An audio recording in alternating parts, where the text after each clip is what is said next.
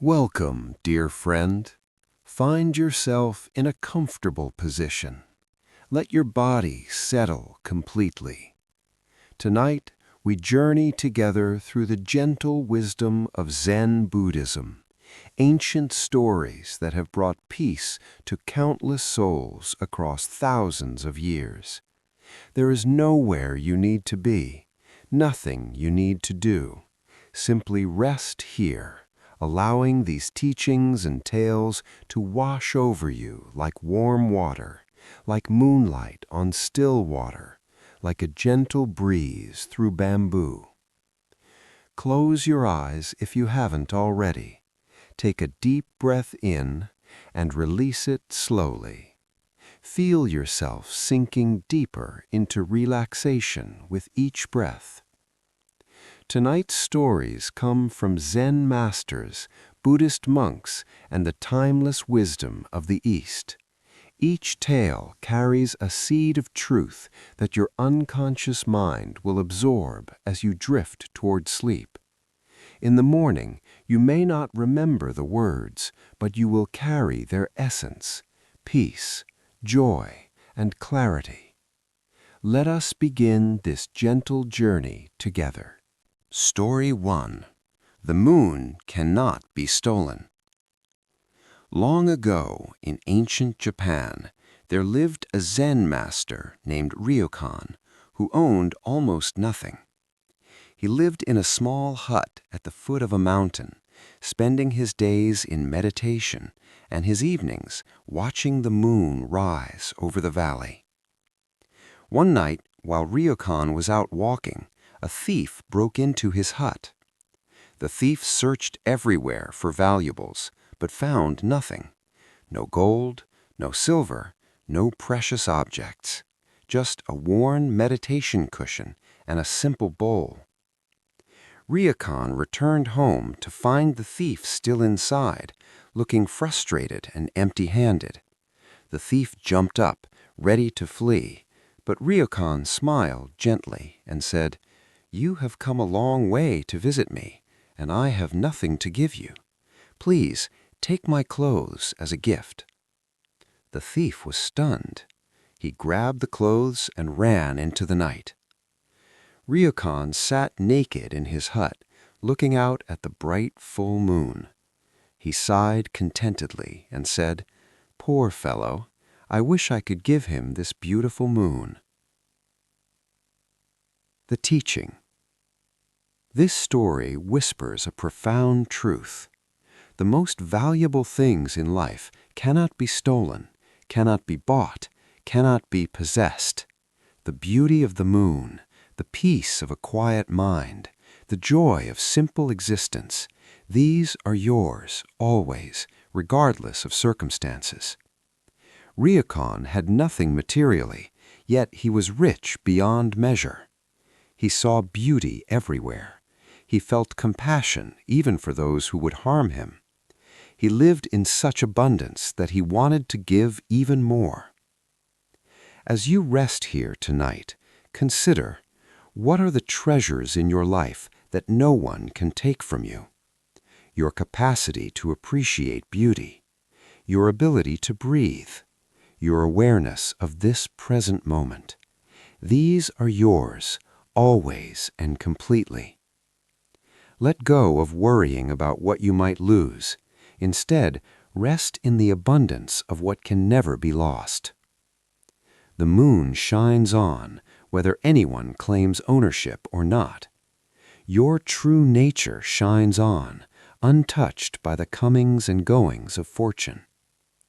Breathe deeply. Rest in this knowing. You are already rich beyond measure. Story 2. The Master and the Scorpion.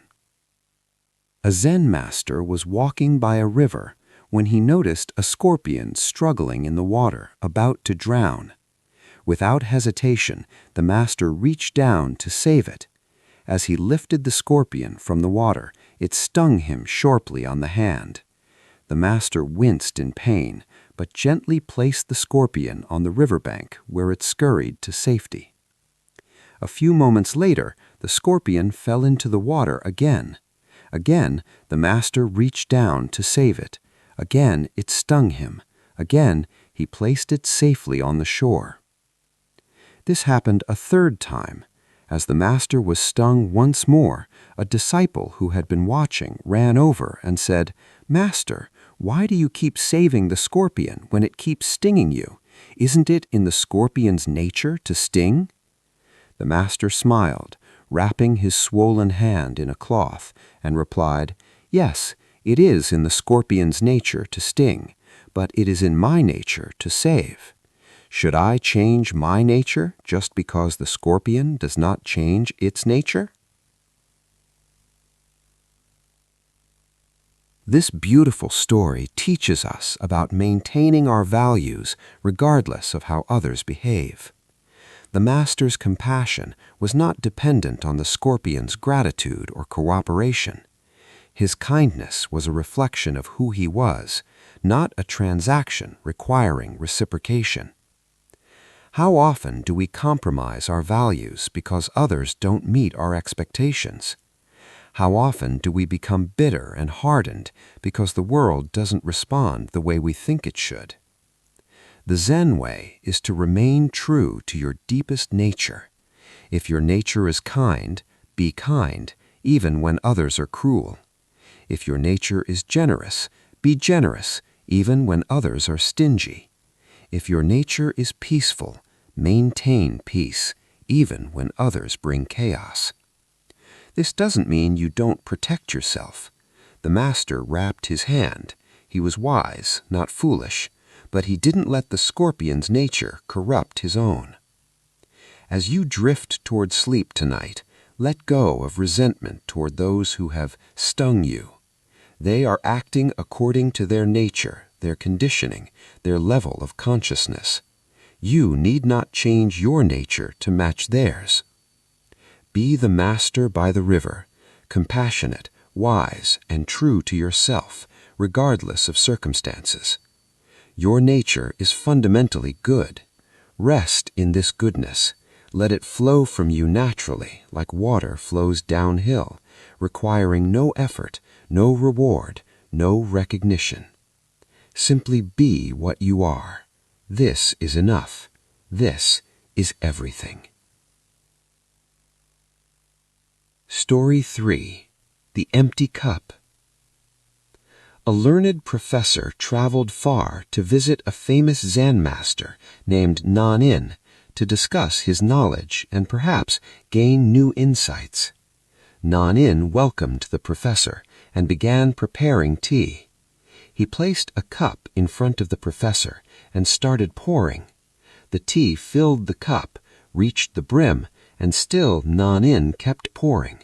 The tea overflowed, spilling on the table, dripping on the floor. The professor watched in alarm and finally could contain himself no longer. "Master, the cup is full. No more will go in." Nan-in stopped pouring and smiled. "Like this cup, you are full of your own opinions and speculations. How can I show you Zen unless you first empty your cup?" The teaching. We come to life's experiences with cups already full, full of opinions, preconceptions, judgments, and beliefs. We think we know how things should be, what things mean, who we are, and how the world works. But this fullness prevents new understanding from entering.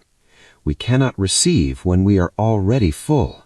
We cannot learn when we think we already know.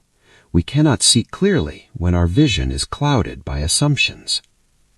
The practice of emptying your cup means approaching each moment with fresh eyes, with beginner's mind, with openness to what is, rather than insistence on what should be. This is especially important for rest and sleep. If you come to this moment full of thoughts about yesterday and worries about tomorrow, full of ideas about how you should feel or what should be happening, you cannot truly rest. But if you empty your cup, let go of the thoughts that have passed, Let go of your concerns about tomorrow. Set aside your ideas about who you are and who you should be. Just be empty, open, receptive. Like an empty cup waiting to be filled with tea, let yourself be filled with peace, with rest, with the natural joy of simple being. You don't have to add anything, just subtract the mental clutter, and what remains is pure awareness, pure peace, pure presence. Empty your cup tonight. Let sleep fill you completely. Let peace overflow. Story 4. The Sound of One Hand. A young monk named Toyo was eager to achieve enlightenment. He approached his master, Mokurai, and asked for a koan to meditate upon. The master said, "You can hear the sound of 2 hands clapping. Now show me the sound of 1 hand." Toyo bowed and retired to his room to consider this puzzle. From his window, he could hear the music of the geishas. "Ah," he thought, "I have it." He returned to the master and imitated the sound of the music. "No, no," said Mokurai, "that will never do. That is not the sound of 1 hand." Toyo tried again. He returned to his room and heard water dripping. "That's it," he thought. He went to the master and imitated the sound of dripping water. "No," said the master, "that is the sound of dripping water, not the sound of 1 hand. Try again." For months, Toyo brought sounds to the master: wind in the trees, the cry of an owl, the chirping of insects. Each time the master rejected his answer. Finally, Toyo entered true meditation. He heard no sounds from outside. He was not conscious of his own breathing. All sounds disappeared, and he reached a state of complete silence. "I could collect no more sounds," he explained later, "so I reached the soundless sound." Toyo had realized the sound points to something that cannot be grasped by the ordinary thinking mind. The sound of 2 hands clapping is not a sound in the conventional sense. It's the sound of silence, the vibration of pure being, the resonance of existence itself before it divides into this and that, subject and object, sound and silence. The young monk tried to find the answer out there, in music, in nature, in various phenomena. But the true answer could only be found in deep meditation, in the cessation of all grasping, in the silence beneath all sounds. We often approach life's deepest questions this way, looking outside ourselves for answers that can only be found within. We seek happiness in achievements, security in possessions, meaning in external validation. But the profound truths are discovered not through seeking, but through stopping, not through adding, but through subtracting, not through sound, but through silence. As you rest here tonight, you don't need to figure anything out. You don't need to solve the puzzles of your life. You don't need to grasp at understanding. Instead, simply sink into the silence. Let all the external sounds be what they are, neither grasping at them nor pushing them away. And beneath all sounds, discover the sound of 1 hand, the pure silence of your true nature. This silence is not empty or dead. It's alive, vibrant, full of potential. It's the source from which all sounds arise and into which they return. It's your home, your ground, your peace. Rest in the sound of 1 hand. Rest in the soundless sound. Rest in the silence that is always here, always available, always peaceful. Let this silence hold you as you drift toward sleep. It has held you since before you were born. It will hold you always.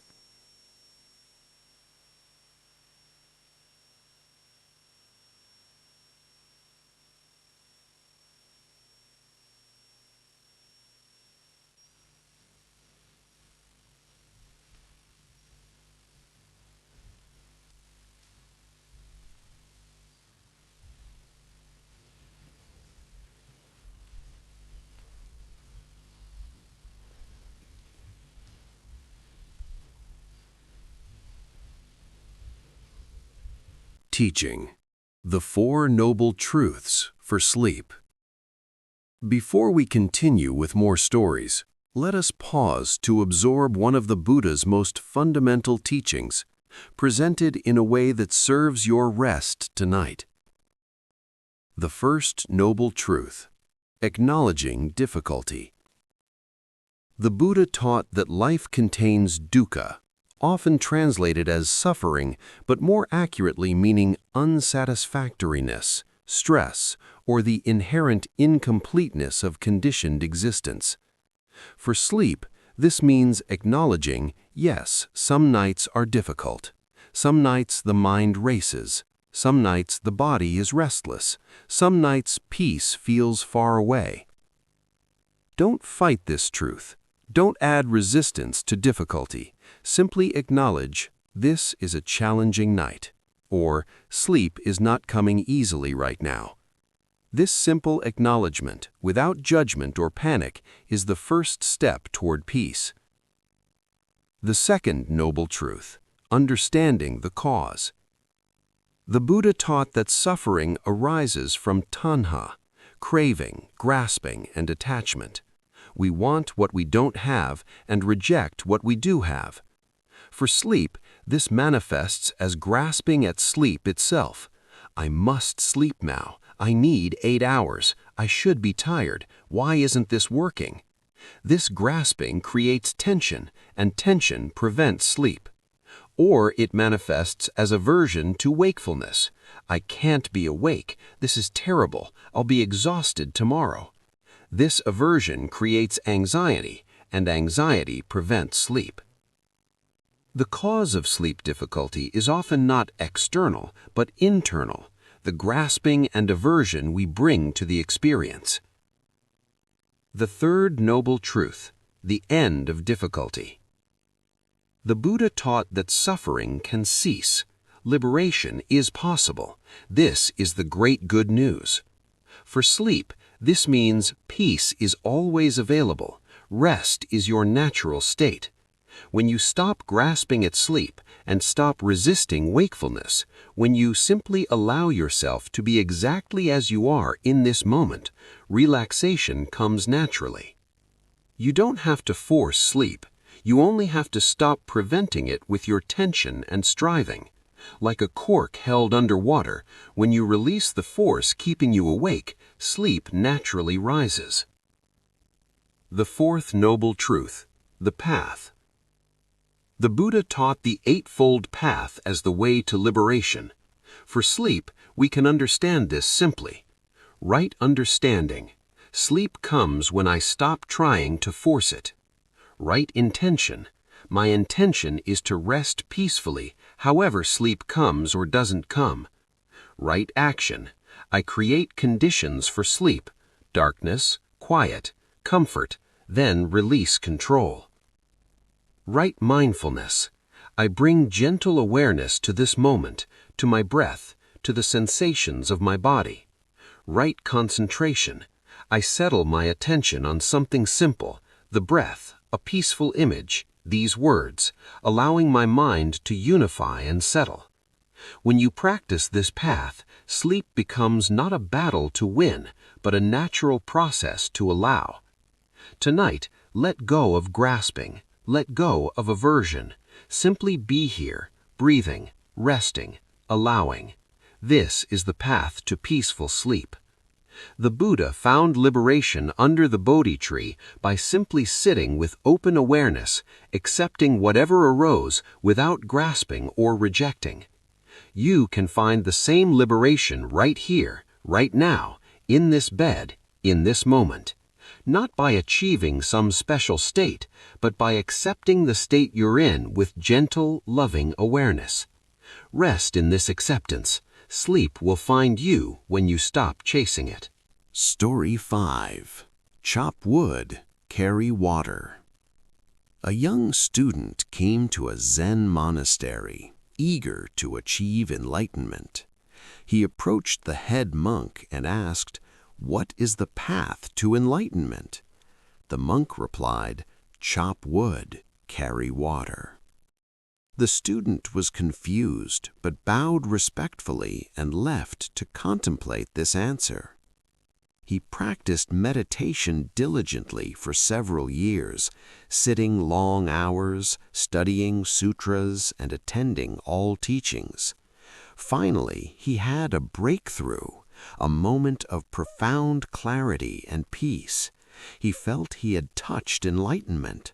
Excited, he rushed to the head monk and said, "Master, I have experienced awakening. Now what should I do?"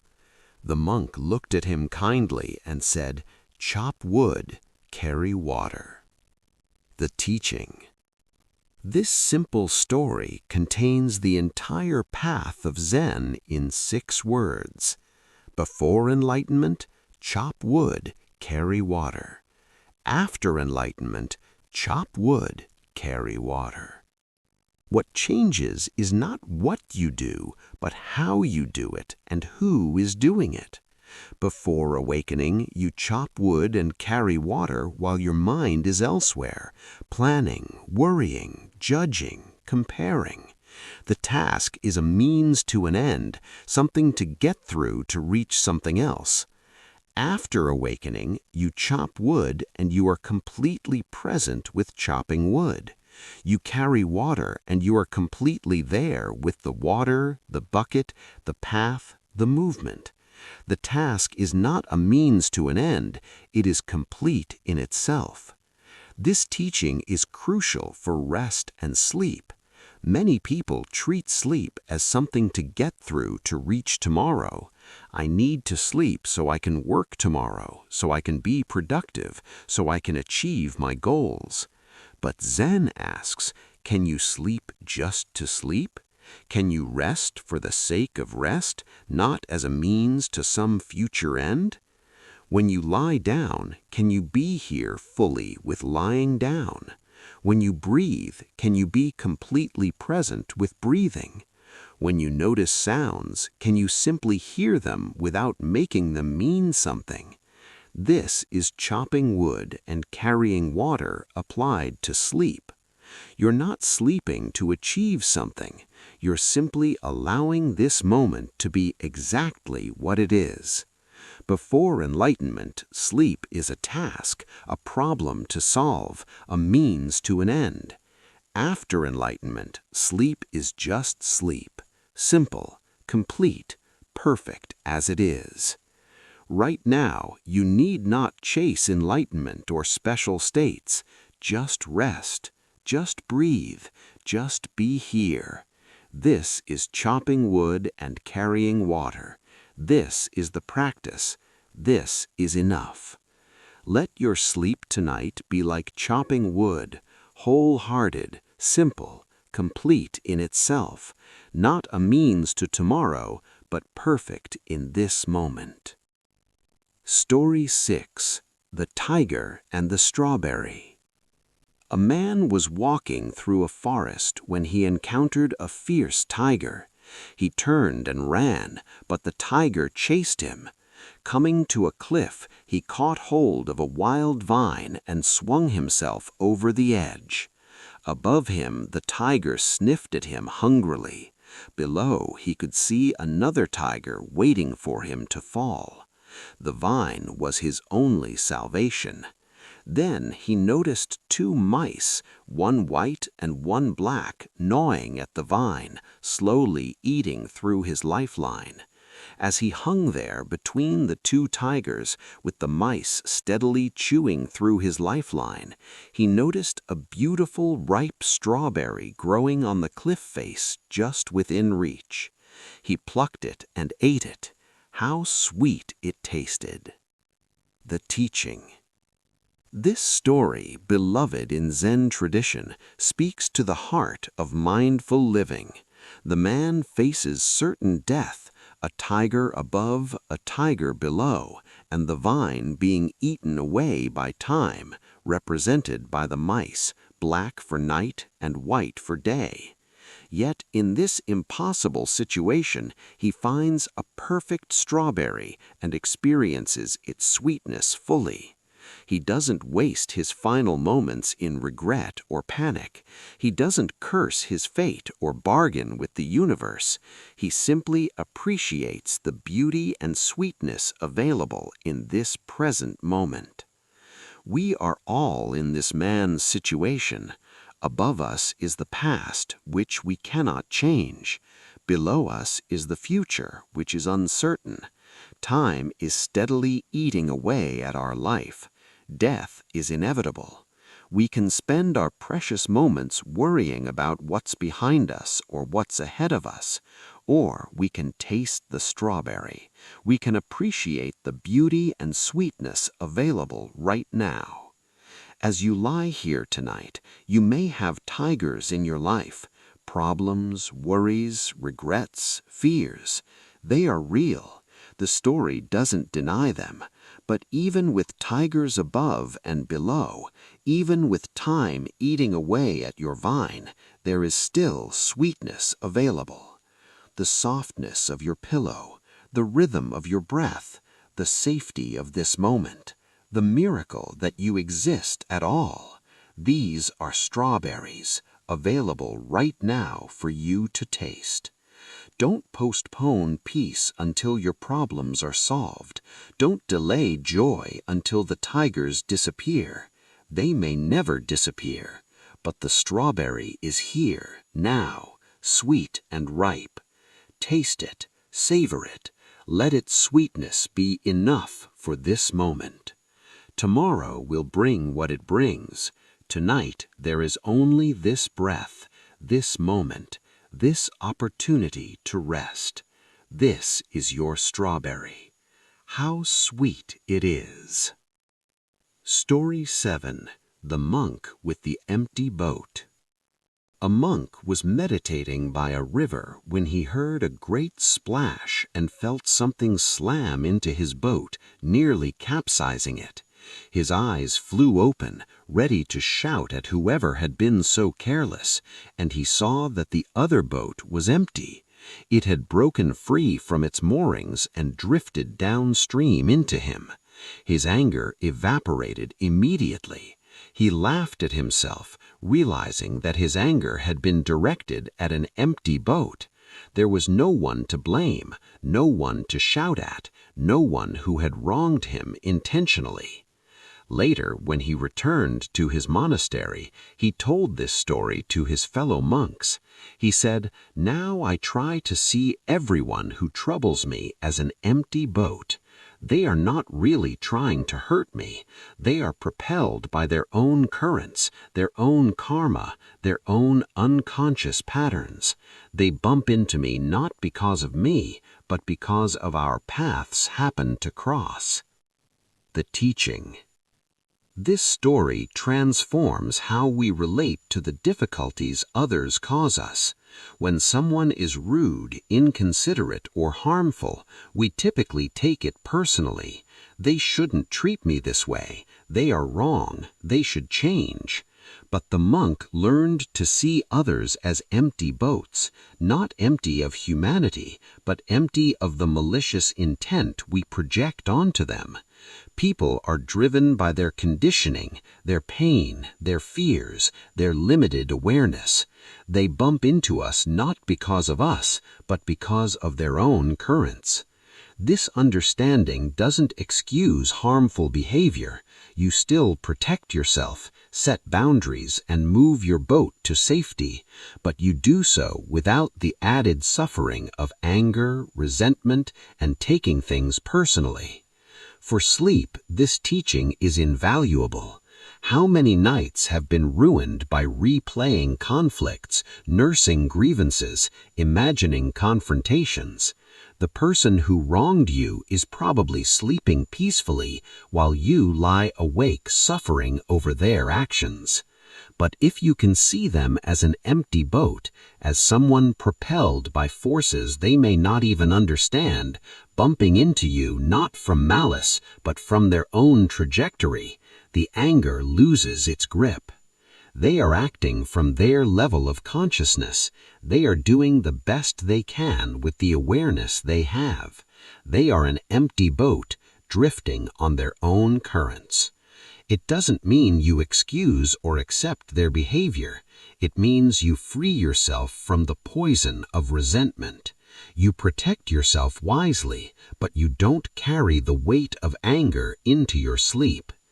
Tonight, if there's someone whose actions disturb your peace, try seeing them as an empty boat, not empty of humanity, but empty of the malicious intent you might be attributing to them.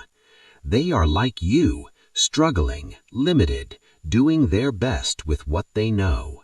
Release your anger at the empty. Teaching, the practice of loving kindness. Before continuing with more stories, let us engage in a brief practice of metta, loving kindness meditation. This ancient Buddhist practice cultivates warmth, compassion, and goodwill toward ourselves and others. Rest comfortably and bring to mind these phrases, allowing their meaning to resonate in your heart. For yourself, may I be peaceful, may I be safe, may I be healthy, may I be happy, may I rest deeply tonight, may I wake with joy tomorrow. Feel these wishes for yourself genuinely. You deserve peace, safety, health, and happiness. Let any resistance to self-love soften and dissolve. For someone you love, now bring to mind someone you care about deeply, a family member, friend, teacher, or even a beloved pet. May you be peaceful. May you be safe. May you be healthy. May you be happy. Send these wishes to them from your heart. Feel the warmth of caring for their well-being. For a neutral person, now think of someone you neither like nor dislike, perhaps someone you see regularly but don't know well, a neighbor, a store clerk, someone in your periphery. May you be peaceful. May you be safe. May you be healthy. May you be happy. Notice how your heart can extend kindness even to those who mean little to you personally. For someone difficult, this is advanced practice, but if you feel ready, bring to mind someone who has caused you difficulty. Not someone who has severely harmed you. Start gently. Perhaps someone who irritated you recently. May you be peaceful. May you be safe. May you be healthy. May you be happy. This doesn't mean approving of their actions. It means wishing for their healing, knowing that hurt people, and their well-being serves everyone. For all beings. Finally, expand your awareness to include all beings everywhere, humans, animals, all life. May all beings be peaceful. May all beings be safe. May all beings be healthy. May all beings be happy. May all beings be free from suffering. Feel your heart expanding to hold all life in loving awareness. Why this practice serves sleep. Loving kindness meditation has been scientifically shown to reduce anxiety, increase positive emotions, and improve sleep quality. But beyond the measurable benefits, there's something profound happening. When you practice metta, you're training your heart to be a source of love rather than a reactor to circumstances. You're choosing warmth over coldness, connection over isolation, compassion over judgment. This creates an inner environment conducive to rest. A heart full of loving kindness is a peaceful heart. A mind extending goodwill is a relaxed mind. Moreover, wishing yourself peace and rest gives you permission to receive it. Many people subconsciously feel they don't deserve rest, that they haven't earned it, that they should be doing more. Metta counteracts this with gentle permission. May I rest deeply tonight. As you drift toward sleep, you can return to these simple phrases. May I be peaceful. May I rest deeply. May I wake with joy. Or simply rest in the warm feeling that loving kindness generates. Let this warmth be your blanket, softer than any fabric, warmer than any fire. You are worthy of peace. You are worthy of rest. You are worthy of happiness. Not because of what you've achieved or how you've behaved, but simply because you exist. Rest in this knowing. Sleep in this love. Story 8. The Master Who Slept Through Enlightenment. There once was a Zen master named Kosen who was famous for falling asleep during meditation. While other monks sat perfectly still and alert, Kosen would inevitably begin to nod off, his head drooping, his breathing deepening into sleep. The younger monks were scandalized. How can he claim to be a master when he can't even stay awake during zazen? They whispered. One day, a visitor came to the monastery, another master from a distant temple. During the evening meditation, he noticed Kosen sleeping and was curious. After meditation ended, he approached Kosen privately. "Teacher," he said respectfully, "I noticed you sleeping during meditation. Is this intentional practice or simple drowsiness?" Kosen smiled warmly. "When I first began practicing, I fought sleep desperately, thinking it was the enemy of meditation. I drank tea, splashed cold water on my face, even stood on one foot to stay awake, but sleep always won. Then one day I realized, why am I fighting? The boundary between meditation and sleep is drawn by the thinking mind. When I sit in meditation and sleep comes, I sleep fully, completely, with total awareness. When I'm awake fully. There is no difference in the quality of presence. The other monks think meditation is about maintaining a particular state, but true meditation is about being completely with whatever is happening. Sometimes what's happening is sleep. Why resist what is?" The visiting master bowed deeply, understanding the profound teaching in these simple words. The teaching. This story challenges our assumptions about spiritual practice and rest.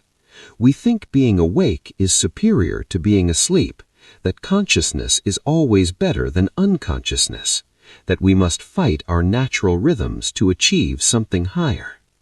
But Kosen teaches radical acceptance. When sleep comes, sleep fully. When wakefulness comes, be fully awake.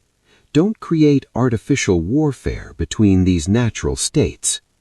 Many people lie in bed fighting sleep, trying to fall asleep, frustrated that they're still awake, anxious about being tired tomorrow. This fighting creates tension, and tension prevents sleep. Kosen's teaching, stop fighting. If you're awake, be peacefully awake. If sleep comes, welcome it fully, completely, with total letting go. No problem. There is no wrong state to be in. There is only being fully present with the state you're in. Let go of the war between sleep and wakefulness. Rest in the peace that holds both. Story 9. The Monk Who Carried Nothing. Two monks were traveling together, walking from one monastery to another. They came to a river with a strong current. As they prepared to cross, they saw a young woman in a silk kimono standing by the shore, looking distressed. "Please," she said, "I need to cross the river, but the current is too strong, and my kimono will be ruined." The older monk, without hesitation, picked her up, carried her across the river, and set her down gently on the other side. She thanked him and went on her way. The two monks continued walking in silence. 1 hour passed, then 2, then 3. Finally, the younger monk burst out, "How could you do that? We monks have taken vows not to touch women, especially young, beautiful ones. You picked her up and carried her. You violated our precepts." The older monk looked at him calmly. "I set her down on the other side 3 hours ago. Why are you still carrying her?" The teaching. This beloved Zen story illuminates one of our greatest sources of suffering, the inability to let go. The older monk helped the woman and then released the experience completely. It was done, over, no longer requiring his attention. But the younger monk carried her for hours, not physically, but mentally. He carried the judgment, the indignation, the story about what happened and what it meant. This mental carrying was far heavier than the physical carrying had been. We do this constantly. Someone says something hurtful 3 days ago, and we're still carrying it, replaying it, adding to it in our minds.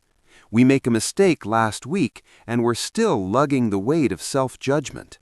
We experience a disappointment last month, and we're still hauling it around like heavy luggage. The practice is simple but profound. Set it down. You carried that experience through its moment. Now it's done. Set it down. For sleep, this teaching is essential.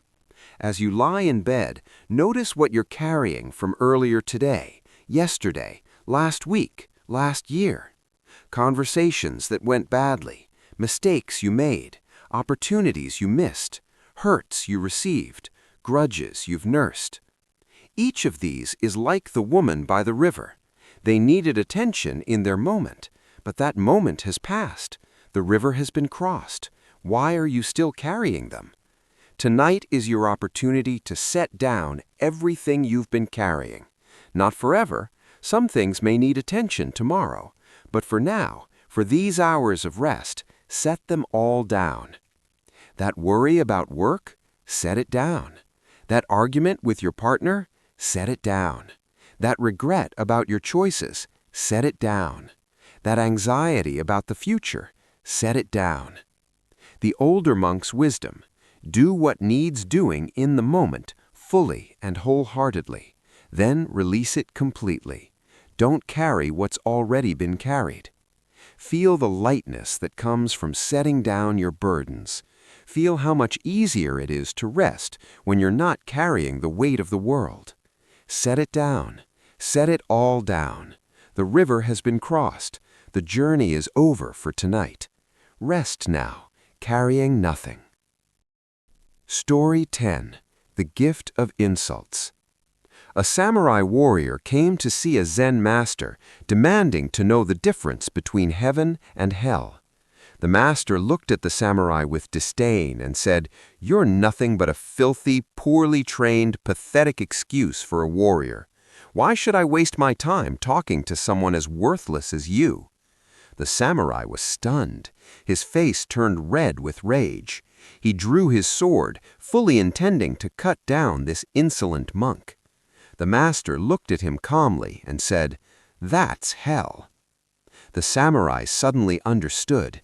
His anger dissolved. He felt profound gratitude for this teaching, sheathed his sword, and bowed deeply. The master said gently, "And that's heaven." The teaching: heaven and hell are not places you go after death. They are states of mind you inhabit right now, in this very moment. Hell is the state of anger, hatred, and reactivity. Heaven is the state of peace, understanding, and presence. The master intentionally provoked the samurai to show him hell, the reactive mind that takes offense, that feels insulted, that wants to harm in return. In that moment of rage, the samurai was in hell, suffering intensely. But then, in an instant, he understood. The anger dissolved, revealing the heaven of clarity, gratitude, and peace. Same person, same moment, but completely different inner experience. This teaching is crucial for navigating life and especially for finding peace at night.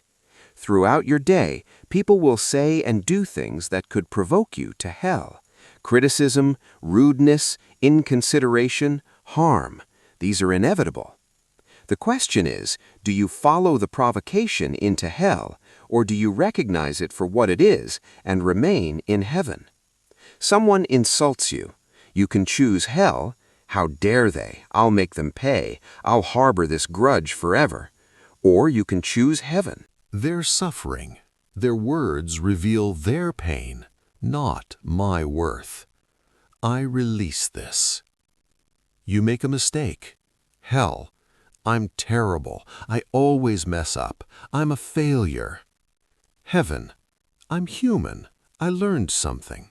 I'll do better next time. Your plans fall apart.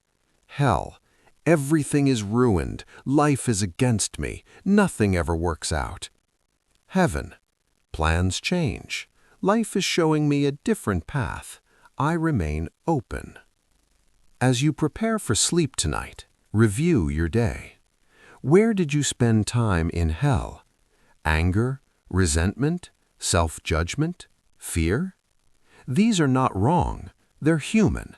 But you can choose to leave hell now. Where did you experience heaven? Moments of peace, gratitude, connection, presence? Rest in these memories. And most importantly, recognize that right now, in this moment, you have a choice. Will you carry hell into your sleep through rumination and anxiety? Or will you choose heaven through acceptance and peace? The Master showed the samurai that the shift from hell to heaven can happen in an instant. It requires no special circumstances, no external changes, just a shift in understanding, a release of the reactive mind, a return to peace. Tonight, let hell dissolve. Choose heaven, choose peace, choose rest. This is always available. This is always your choice. Make it now.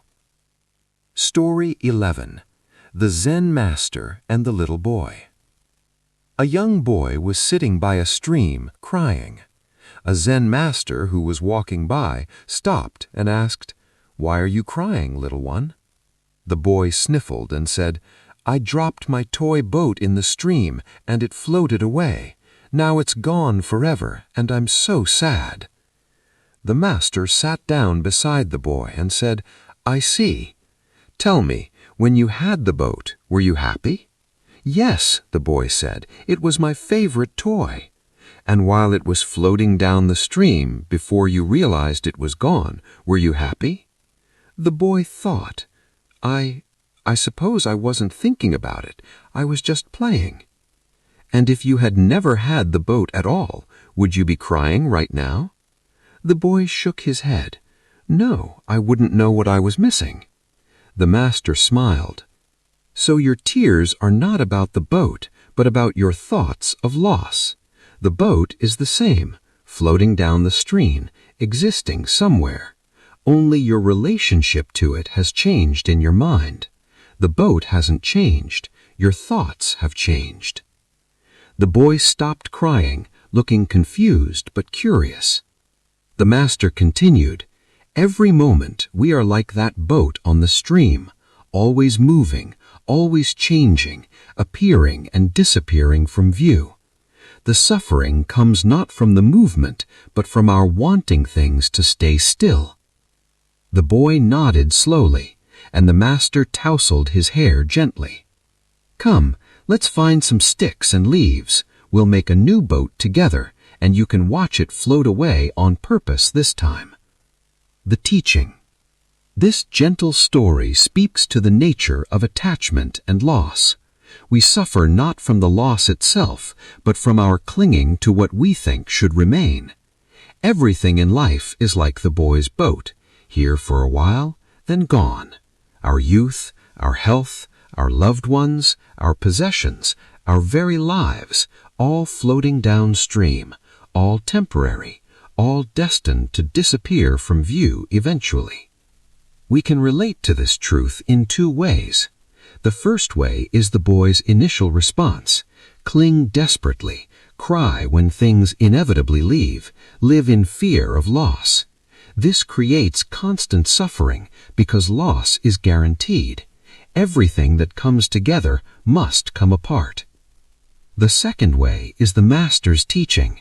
Recognize the temporary nature of all things and relate to them with appreciation while they're here and acceptance when they go. Make boats with the conscious understanding that they will float away and find joy in the making and the releasing. This doesn't mean you don't care or that you become cold. The Master sat with the boy in his sadness. He validated the feeling, but he also offered perspective that transforms suffering into wisdom. For sleep, this teaching helps us release what we cannot hold. Perhaps you're grieving a loss of a person, a relationship, a job, your health, your youth. These losses are real. The sadness is valid. But can you also see that clinging to what has already floated downstream only creates additional suffering? The thing itself is gone. Your thoughts about it are what you're holding now. And those thoughts, those stories of loss, are optional. Tonight, what boats are you refusing to release? What has already floated downstream that you're still grasping at? What has naturally changed that you're demanding remain the same? Can you be like the boy who learned to make boats with the intention of releasing them? Can you hold your life lightly, appreciating what's here while it's here, and accepting gracefully when it flows away? This is not giving up, it's growing up. It's understanding the nature of reality and finding peace within it rather than constantly fighting against it. Let the boats float. Let the stream flow. Rest in the acceptance that all things change, all things pass, and this too is perfect. Make peace with impermanence tonight. Tomorrow you can make new boats. Teaching, the breath as anchor. Let us pause from stories to engage with the most fundamental practice in all of Buddhism, mindfulness of breathing. The breath is always available, always present, always now. Right where you are, begin to notice your breathing. You don't need to change it or control it, simply observe it as it is. Feel the cool air entering your nostrils and the warm air leaving. Notice how the breath flows in and flows out, like waves on a shore, in and out, rising and falling.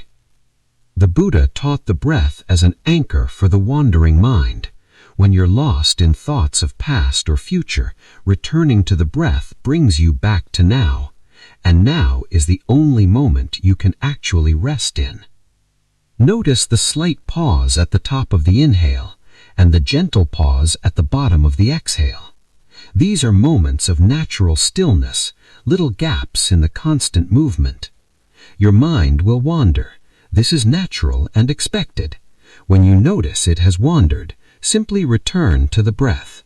No judgment, no frustration, just gently, kindly, return again and again and again. This is the practice. Notice the breath. Mind wanders. Return to the breath. This simple pattern, repeated thousands of times, transforms consciousness. The breath is always peaceful. It doesn't worry about tomorrow. It doesn't regret yesterday. It simply breathes, now and now and now. As you breathe, you might notice thoughts arising. This is boring. I'm not doing it right. When will I fall asleep? I should be better at this. These thoughts are like clouds passing through the sky of your awareness. They come, they go. The sky remains. Return to the breath. Some breaths will be deep and satisfying. Others will be shallow and quick. Both are perfect. You're not trying to breathe in any particular way. You're simply being present with breathing as it naturally occurs. The Buddha said, breathing in, I know I am breathing in. Breathing out, I know I am breathing out. This simple knowing, this bare attention, is the foundation of peace. In this moment, breathing in, you need nothing else. You are complete. Breathing out, You release everything. You are empty.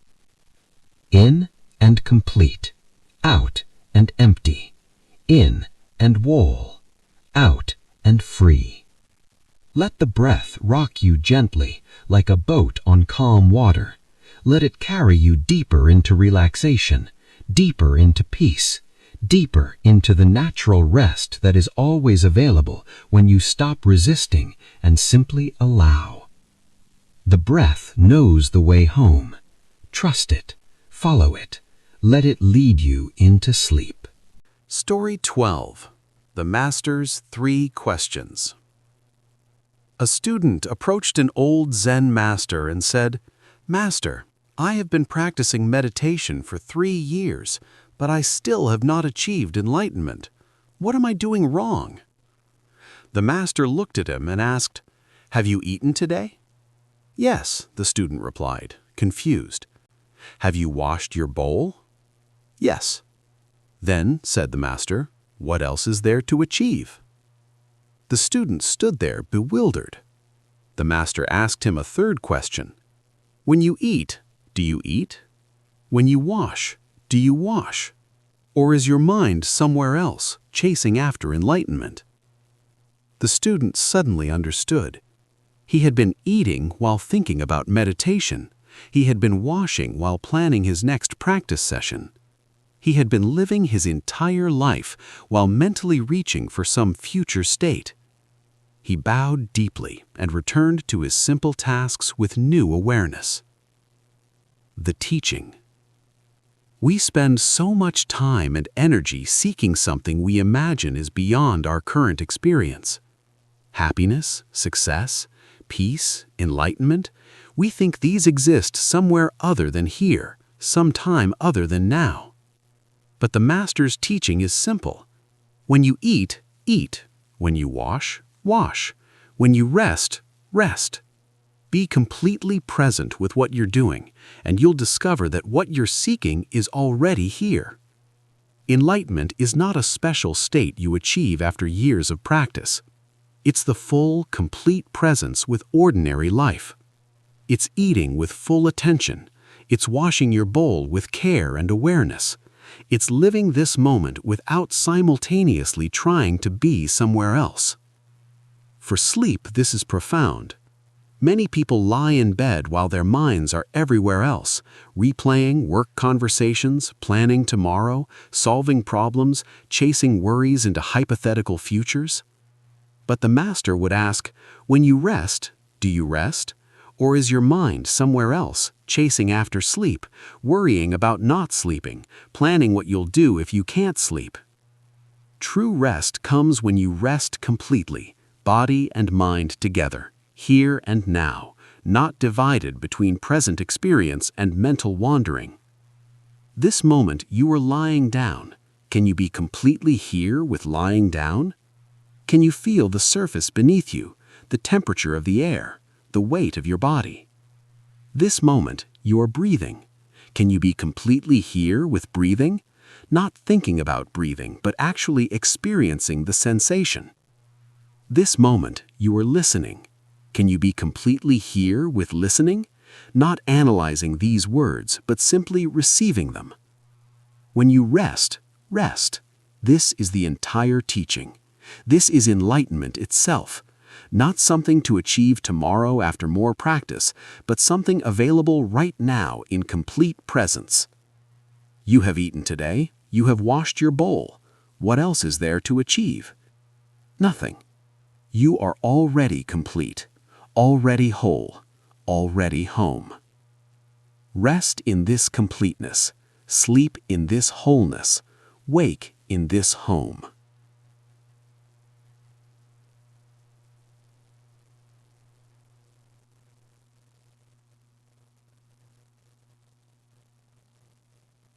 Story 13. The Two Wolves. A Cherokee elder was teaching his grandson about life. He said, "A fight is going on inside me. It is a terrible fight between two wolves. One wolf is evil. He is anger, envy, sorrow, regret, greed, arrogance, self-pity, guilt, resentment, inferiority, lies, false pride, superiority, and ego. The other wolf is good.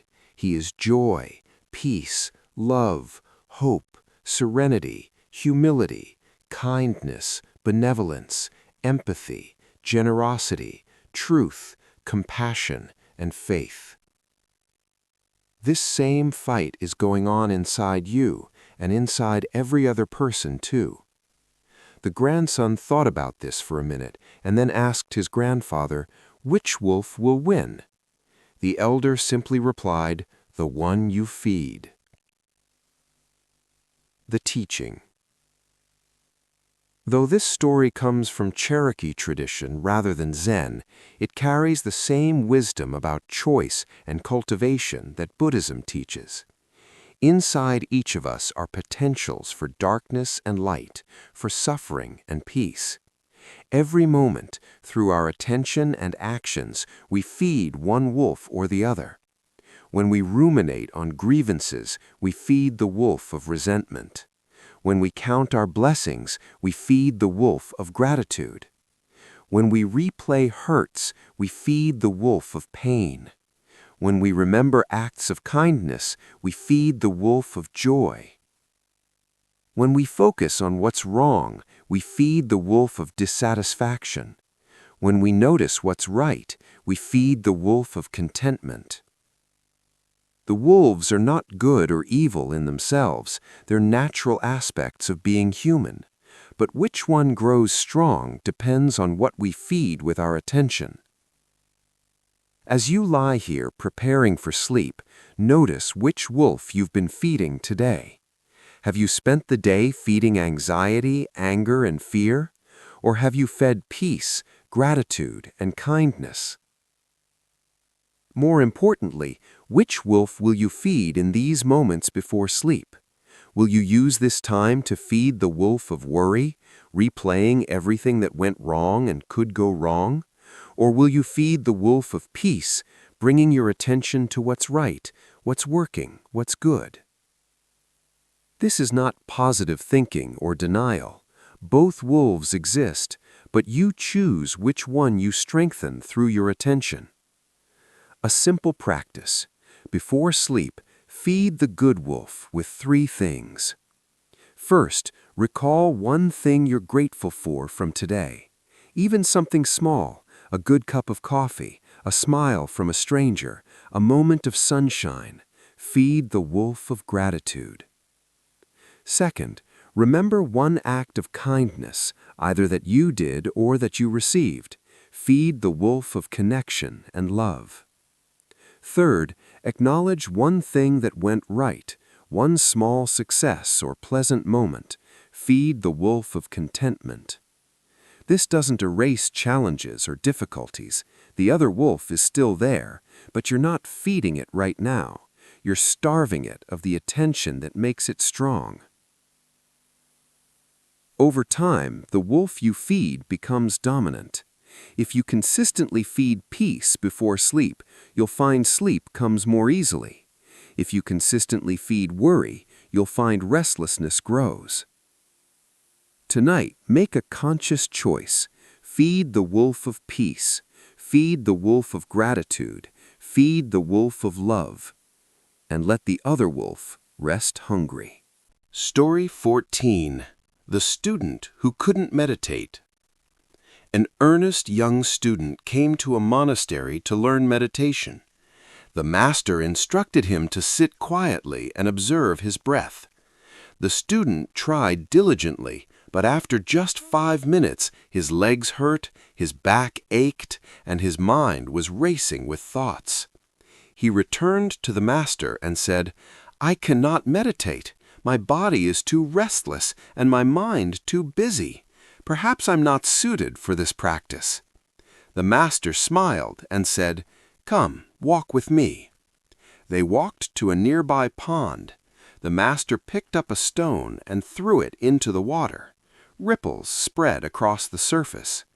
"Do you see those ripples?" the master asked. "Yes," the student replied. "Now, make them stop." The student looked confused. I can't make them stop. They have to settle on their own. Exactly, said the master. Your mind is like this pond. When you try to force it to be still, you create more ripples.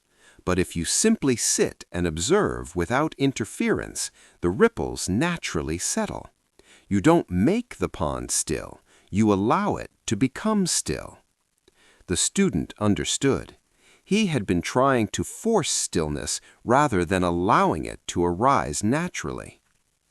The teaching. One of the biggest obstacles to rest, whether in meditation or sleep, is effort. We try so hard to relax that we create tension.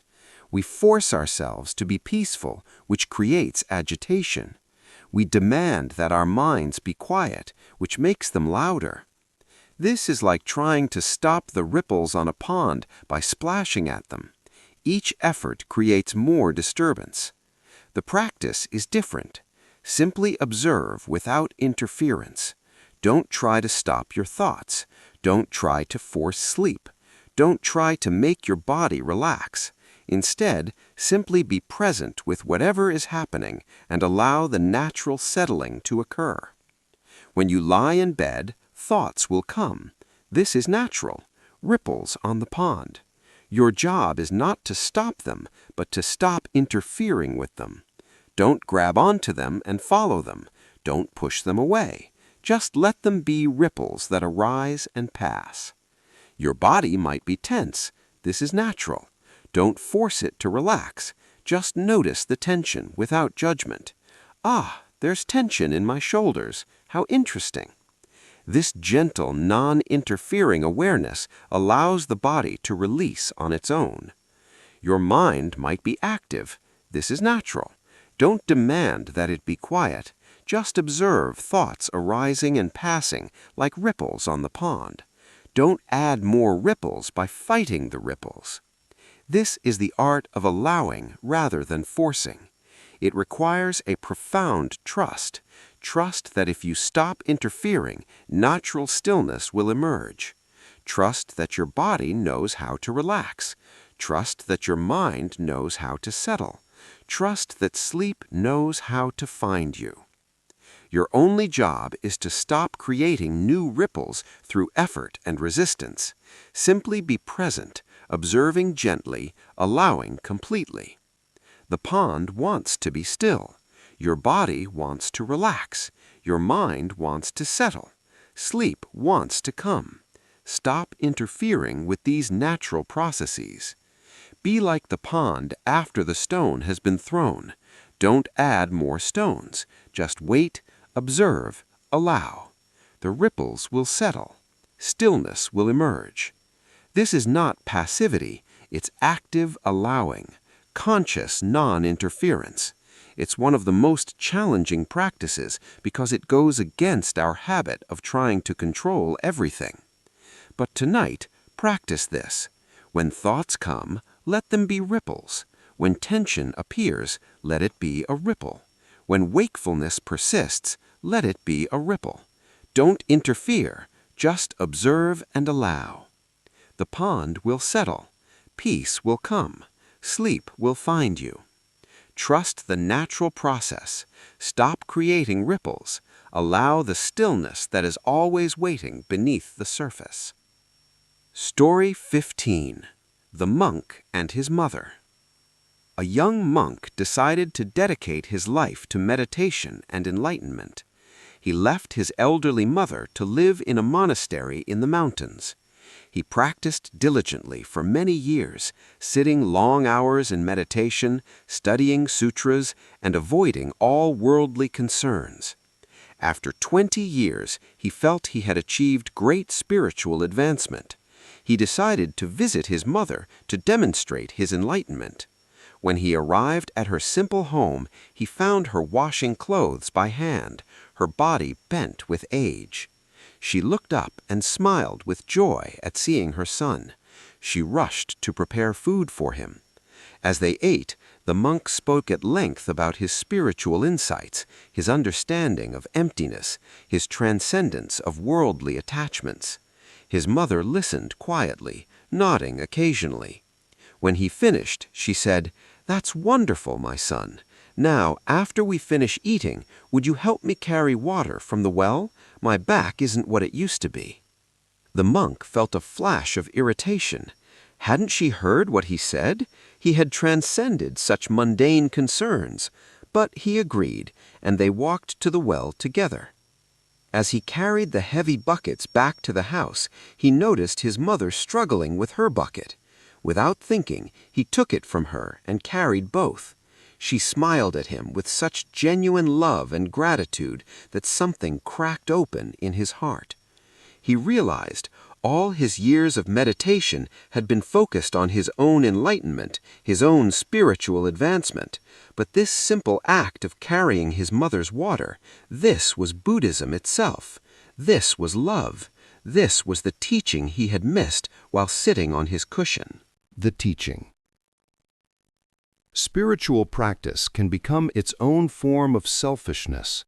We can become so focused on our own enlightenment, our own peace, our own liberation, that we forget the fundamental teaching. Compassion for all beings starts with compassion for those right in front of us.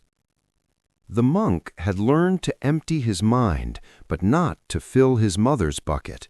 He had transcended attachment to worldly things, but not learned to attach appropriately to the people who needed him.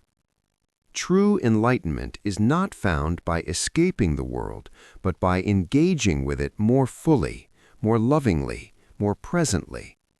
It's not about transcending human relationships, but about bringing complete presence and compassion to them. For sleep, this teaching reminds us not to use spiritual practice as escape from life. Some people use meditation, sleep content, or relaxation techniques to avoid dealing with relationships, responsibilities, or difficult emotions. But true rest comes not from escape, but from integration, from handling our responsibilities with care, from maintaining our relationships with love, from carrying our share of life's water buckets. If you're lying here tonight unable to sleep because you've neglected something important, a relationship, a responsibility, an act of care you know you should extend, that unfinished business will disturb your peace. The solution is not more meditation or relaxation techniques. The solution is to make a genuine commitment to handle what needs handling, to call the person you've been avoiding, to do the task you've been postponing, to extend the kindness you've been withholding. Then, having committed to right action, you can rest peacefully. Ask yourself, is there a water bucket I should be carrying? Is there someone who needs my help that I've been too focused on my own concerns to notice? Is there a simple act of love I could extend? You don't have to do it right now, it's time for rest, but make a genuine intention to do it tomorrow. This intention itself can release the tension and allow sleep to come. Enlightenment is not found on the meditation cushion alone. It's found in carrying your mother's water, in showing up for the people who need you, in balancing spiritual practice with earthly responsibility. Tonight, rest knowing that tomorrow you'll carry the buckets that need carrying. This commitment is itself a form of meditation, a form of love, a form of practice. Sleep peacefully with a heart committed to showing up, to helping, to loving. This is the practice. This is the path. This is enough. Teaching. The body scan for deep relaxation. Before we continue with more stories, let us practice a body scan, a Buddhist meditation technique that brings mindful awareness to each part of the body, releasing tension and inviting deep rest. Settle into a comfortable position. Let your body be fully supported. Close your eyes or soften your gaze. Beginning with the feet. Bring your attention to your feet. Notice any sensations, temperature, pressure, tingling, or perhaps no sensation at all. Don't judge what you find, simply notice. As you observe your feet with gentle awareness, imagine them softening, releasing, letting go. Your feet have carried you through the day. They can rest now. Moving to the legs. Shift your awareness to your lower legs, calves, and shins. Notice the weight of them. Feel them sinking into the surface beneath you. Let any tension drain away like water flowing downhill. Your legs can completely rest now. There's nowhere to walk, nowhere to go. The thighs and hips. Bring attention to your thighs and hips. These large muscles often hold tension.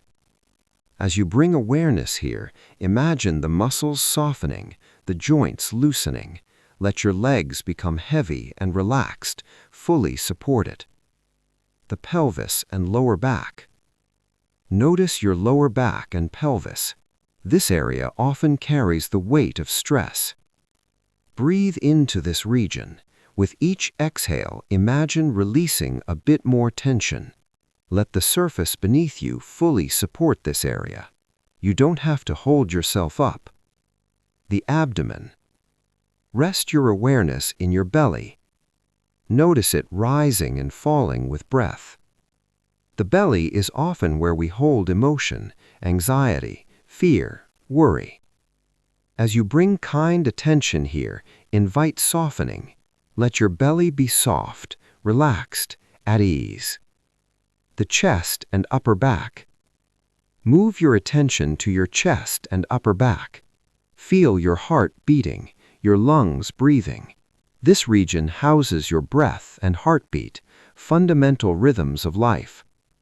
Honor this region with grateful awareness and invite it to relax. Let your shoulders drop. Let your chest soften. The shoulders, arms, and hands. Scan through your shoulders, often the home of carried burdens. Let them drop, release, settle. Move down your arms, feeling each part, upper arms, elbows, forearms, wrists. Finally, your hands. Your hands have worked today. They can rest now. Palms open, fingers relaxed, nothing to grasp, nothing to hold. The neck and throat. Bring gentle awareness to your neck and throat. This bridge between head and heart often holds tension. Imagine the muscles of your neck softening, lengthening. Let your throat relax. There's no need to speak, to explain, to defend. Simply rest. The face. Notice your jaw. Is it clenched? Let it loosen. Soften your tongue, usually pressed against the roof of your mouth. Relax your cheeks, your eyes, your forehead. Let your whole face become smooth, soft, peaceful. The face often shows our stress to the world. Now, in privacy, let it completely relax. The whole body. Now expand your awareness to include the whole body at once. From feet to head, scan through quickly, noticing the overall feeling. Imagine your body as a landscape, hills and valleys, all at peace. Breathe into this landscape. With each breath, invite deeper relaxation. Your body is not separate from nature. It is nature. It knows how to rest, how to restore, how to heal. Trust your body's wisdom. Let it do what it naturally knows how to do. As you rest here, your only job is to allow. Allow the body to be as it is. Allow relaxation to unfold in its own time. Allow sleep to come when it's ready. Your body is a faithful companion carrying you through life. Thank it silently for all it does. And let it rest now, deeply and completely. Story 16. The Zen Master's Tea. A university professor came to visit a famous Zen master to learn about Zen. The master served tea. He poured the professor's cup full and then kept pouring. The tea overflowed, spilling onto the table and dripping onto the floor. The professor watched the overflow until he could no longer restrain himself. "It's full, no more will go in." "Like this cup," the master said, "you are full of your own opinions and speculations. How can I show you Zen unless you first empty your cup?" The professor set down his cup, suddenly aware of all the conclusions he had already drawn, all the things he knew about Zen before even arriving. The master smiled. "Now we can begin. But first, let me ask you, why have you come?" The professor thought carefully before answering. "I suppose I came seeking peace. My mind is always busy, always anxious. I hoped Zen might offer relief." The master nodded. "And what have you already tried?" "Many things. Books, lectures, techniques. Nothing has worked." "Perhaps," said the master, "because you keep trying to add something to a cup that's already full. The peace you seek is not found by adding more knowledge, more techniques, more practices. It's found by subtracting, by emptying." The teaching. This famous Zen story appears earlier in different form, but it bears repeating in the context of sleep, for it addresses a crucial point. We often try to achieve rest by adding when we should be subtracting. We add sleep podcasts, sleep apps, supplements, techniques, routines. We fill our minds with information about how to sleep better. We read articles, watch videos, try different methods. But perhaps the cup is already full. Perhaps peace doesn't require adding more, but releasing what's already there. What needs to be emptied from your cup? The worries you've been filling it with? The overthinking, the analyzing, the trying too hard, the mental lists and plans and problems? Zen teaches that enlightenment is not achieved by gaining something you lack, but by recognizing what you already have beneath all the clutter. Similarly, sleep is not achieved by adding the right technique, but by releasing the mental activity that prevents it. Right now, what would happen if you simply emptied your cup? If you released all the thoughts, all the concerns, all the effort to sleep properly? What if you just stopped? Stopped trying, stopped worrying, stopped analyzing, just stopped and let the cup empty completely. In the emptiness that remains, peace awaits. In the space you create, sleep will enter. In the cup finally empty, the tea of rest can be poured. Stop adding, start releasing. Empty your cup completely, and rest in the spaciousness that remains. Story 17. The Meditating Fisherman.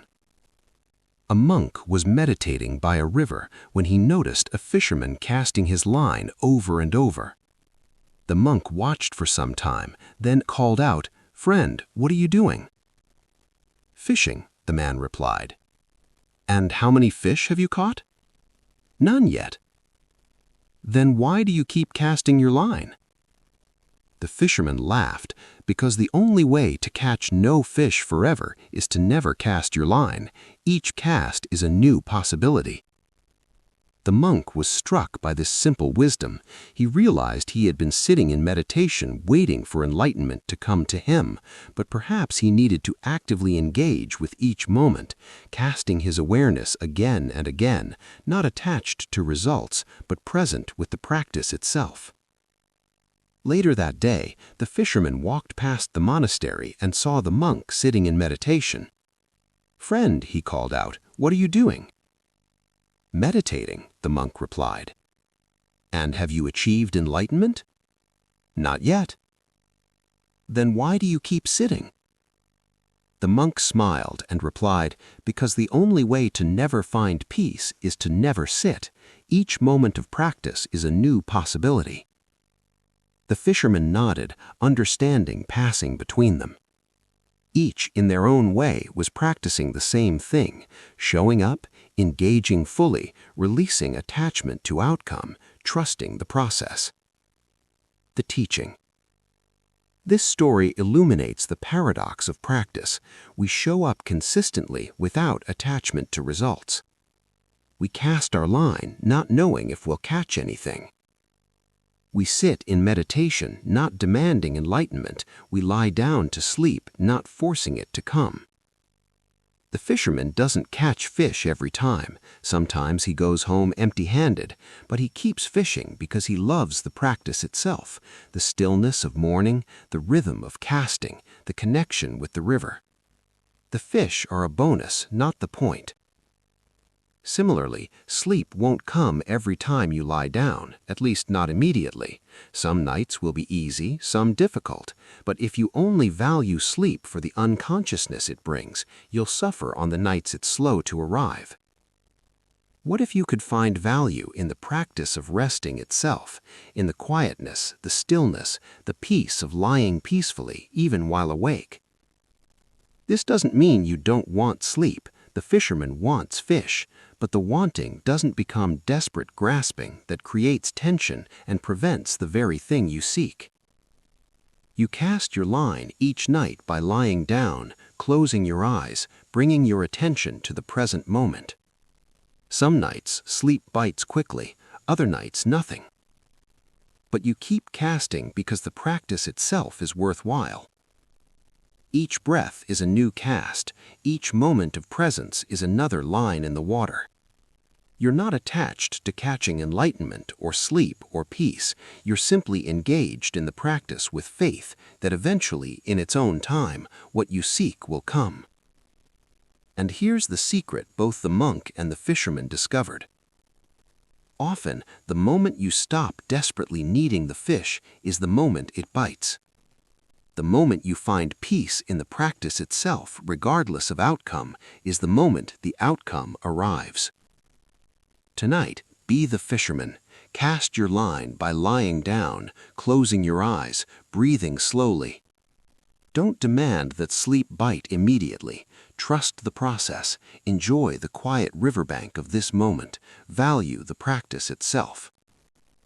Sometimes the best fishing happens when you're not trying too hard, when you're simply present with the river, the sky, the gentle rhythm of casting and waiting. Sleep is the same. The best sleep comes when you stop trying too hard and simply rest peacefully, whether unconsciousness comes quickly or slowly. Cast your line, release attachment, trust the river. The fish will come in their own time. Story 18. The Mountain That Moved. Two monks were arguing about whether humans can move mountains through the power of faith. One monk insisted that with enough spiritual power, anything was possible. The other was skeptical. They brought their argument to an old Zen master who lived at the base of a large mountain. "Master," they asked, "can faith move mountains?" The master looked at the mountain thoughtfully, then back at the monks. "I don't know about moving mountains," he said, "but I do know this. I wanted to live near the sea, but this mountain was in the way, so I moved." "You moved?" asked the first monk. "You mean you moved the mountain?" "No," said the master. "I moved my house to the other side of the mountain. The mountain never moved. I did." "But that's just giving up," protested the first monk. "That's not faith, it's surrender." The master smiled. "Is it? I wanted to live near the sea. Now I do. The mountain is still a mountain. I am still myself, but I am also where I wanted to be. Who has more faith, the one who exhausts himself trying to move what won't move, or the one who moves himself to where he wants to be? The teaching. We often exhaust ourselves trying to change what cannot or should not be changed. We push against immovable realities, insisting they accommodate our desires. We fight with mountains. The wisdom is knowing what can be changed and what cannot, and having the flexibility to adapt ourselves when external change isn't possible. You cannot always change your circumstances. You cannot always change other people. You cannot always change your body's natural rhythms. These are mountains, large, solid, not easily moved. But you can move yourself. You can change your relationship to circumstances. You can change your expectations. You can adapt your approach. This is not defeat or surrender. This is wisdom. For sleep, this teaching is crucial. You cannot force your body to sleep on your timeline. You cannot command your circadian rhythms to match your schedule. You cannot make stress disappear through willpower. These are mountains. But you can move yourself. You can adjust your expectations. You can change your relationship to being awake. You can adapt your approach to rest. If sleep won't come, you can move to acceptance instead of fighting.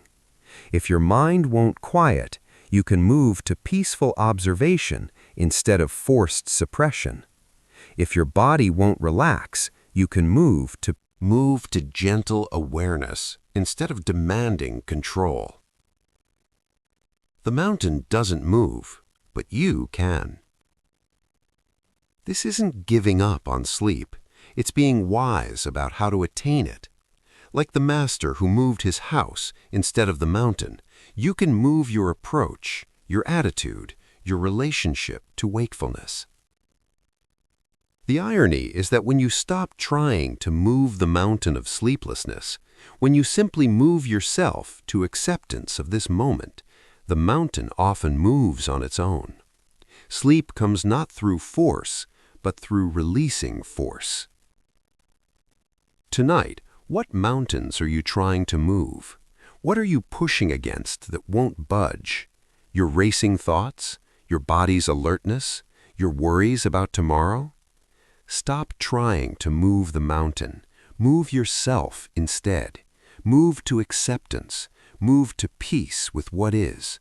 Move to gentle presence rather than forceful control. The master lives by the sea now. He's exactly where he wanted to be, not because the mountain moved, but because he had the wisdom to move himself. You can reach the rest you seek, not by forcing change in what won't change, but by wisely changing yourself, your relationship, your approach, your acceptance. Move yourself to peace. The mountain can stay right where it is. Story 19. The Monk Who Forgot to Worry. There was once a monk named Linji who was famous for his carefree demeanor. While other monks worried about their progress, their understanding, their spiritual advancement, Linji seemed unbothered by everything. One day, a senior monk confronted him. "Don't you worry that you're not practicing hard enough?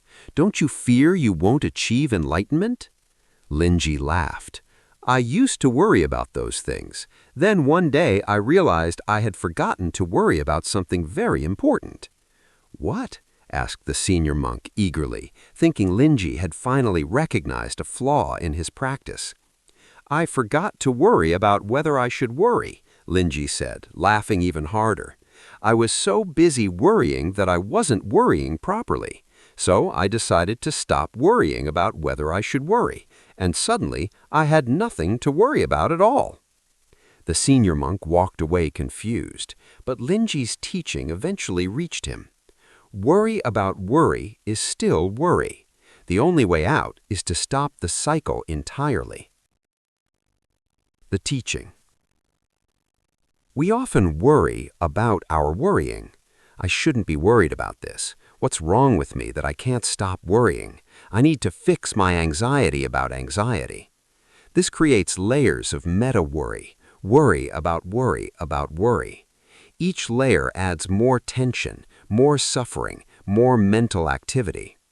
Linji's insight was to stop the cycle completely, not by forcefully suppressing worry, but by seeing through the entire game. When you stop worrying about whether you should worry, when you stop judging your mental states, the natural state of peace can emerge. For sleep, we do this constantly. I'm awake. I shouldn't be awake. What's wrong with me? I need to fix this. Why can't I fix this? Now I'm worried about being awake. Each layer makes sleep more elusive.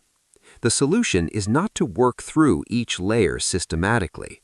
The solution is to stop the entire cycle. How? By noticing it with gentle humor, as Linji did. Ah, there I go, worrying about worrying again. How ridiculous. This light touch, this amused awareness deflates the tension. You don't need to fix your worrying. You don't need to stop it through force. You don't need to worry about it. You can simply notice it and smile at the absurdity of the human mind creating layers of unnecessary suffering. Right now, are you worrying about not being asleep yet? Are you worried that you're not relaxed enough? Are you concerned that you're not doing this meditation right? Stop. Just notice the layers of worry with gentle amusement. Your mind is doing what minds do, creating problems where none exist. It's not bad or wrong. It's just kind of funny when you really look at it. Linji forgot to worry about whether he should worry. You can forget too. You can let the whole structure of meta-concern collapse through simple recognition and gentle laughter. There's nothing you need to fix about this moment, nothing you need to correct about your mental state, nothing you need to improve about your practice. You can simply be here, worry-free, even if worries are present. The worries are like clouds.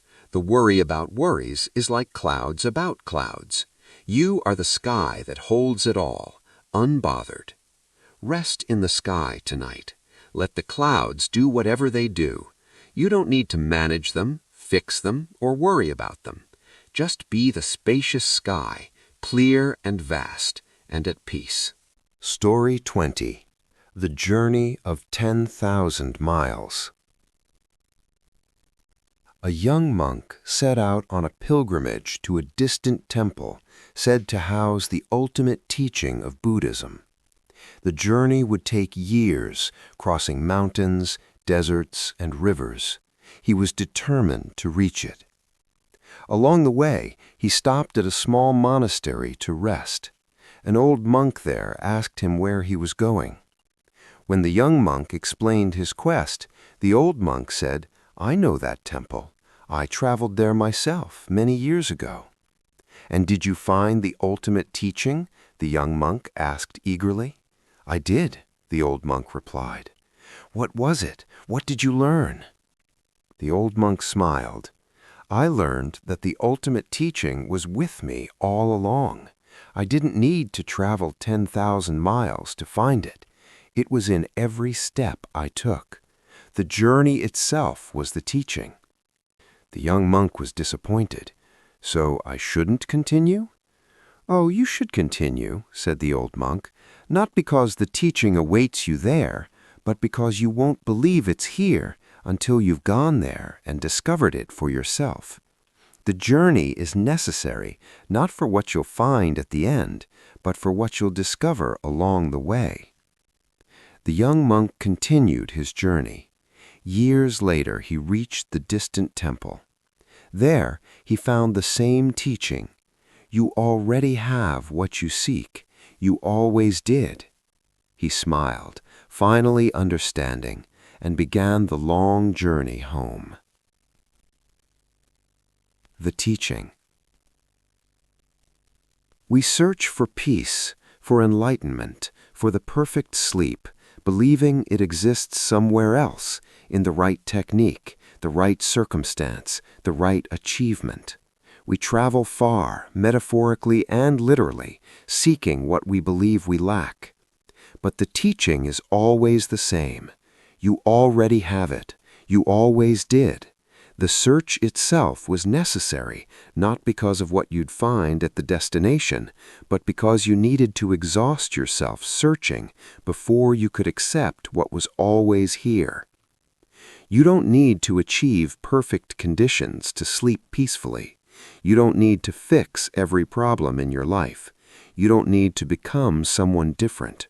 The peace you seek is available now, in this moment, exactly as you are, exactly where you are. But hearing this isn't enough. You have to journey through techniques, through trying, through searching, until you finally exhaust the search and sink into the simple presence that was always available. This moment of lying here, breathing, being, this is it. This is the destination. Not because it's perfect or special, but because it's real. It's now. It's yours. The journey of 10,000 miles to better sleep, to less anxiety, to more peace. It's a noble journey. Take it if you must. Try the techniques, read the books, practice the methods. But know that eventually you'll discover the teaching was with you all along. You are the peace you seek. Your breath is the meditation you need. This moment is the destination. The journey is in every step, not at the end. Rest is in every breath, not in some future state. Peace is in this awareness, not in achieved conditions. You've traveled far today, through thoughts, through emotions, through experiences. You've journeyed through life itself, and now you've arrived here, at this moment of rest. You don't need to travel any further tonight. You've arrived. You're home. This is the destination. Rest here. The journey is complete for now. Tomorrow you can journey again if you wish, but for these hours, simply be still. You've traveled enough. The teaching is here. The peace is here. The rest is here. You are here, and that is enough. Teaching, letting go meditation. Let us now practice a letting go meditation, releasing everything that weighs upon you, layer by layer, breath by breath. As you breathe out, release the entire day that has passed, all the events, the conversations, the successes and failures. Breathe them out. They're done now. They belong to yesterday. You can set them down. Breathe in fresh presence. Breathe out the completed day. As you breathe out, release tomorrow. All your plans, your worries, your expectations, breathe them out. Tomorrow hasn't arrived yet. It doesn't need your attention now. You can set it down. Breathe in this moment. Breathe out the future. As you breathe out, release your concern about what others think of you, their judgments, their expectations, their approval or disapproval. Breathe it all out. You don't need to carry that weight into your sleep. Breathe in your own approval. Breathe out others' opinions. As you breathe out, release your harsh judgments of yourself, all the ways you think you've fallen short, all the criticisms you've leveled at yourself. Breathe them out. You're doing the best you can. That's enough. Breathe in self-compassion. Breathe out self-judgment. As you breathe out, release your need to control everything, your attempts to manage outcomes, to force solutions, to make things go your way. Breathe it all out. You can trust life to unfold as it will. Breathe in trust. Breathe out control. As you breathe out, release your resistance to what is. your arguments with reality, your wishes that things were different, your fighting against what cannot be changed. Breathe it all out. What is. Acceptance brings peace. Breathe in acceptance. Breathe out resistance. As you breathe out, release even your attachment to sleep itself. Your grasping at it, your desperate need for it. Breathe it out.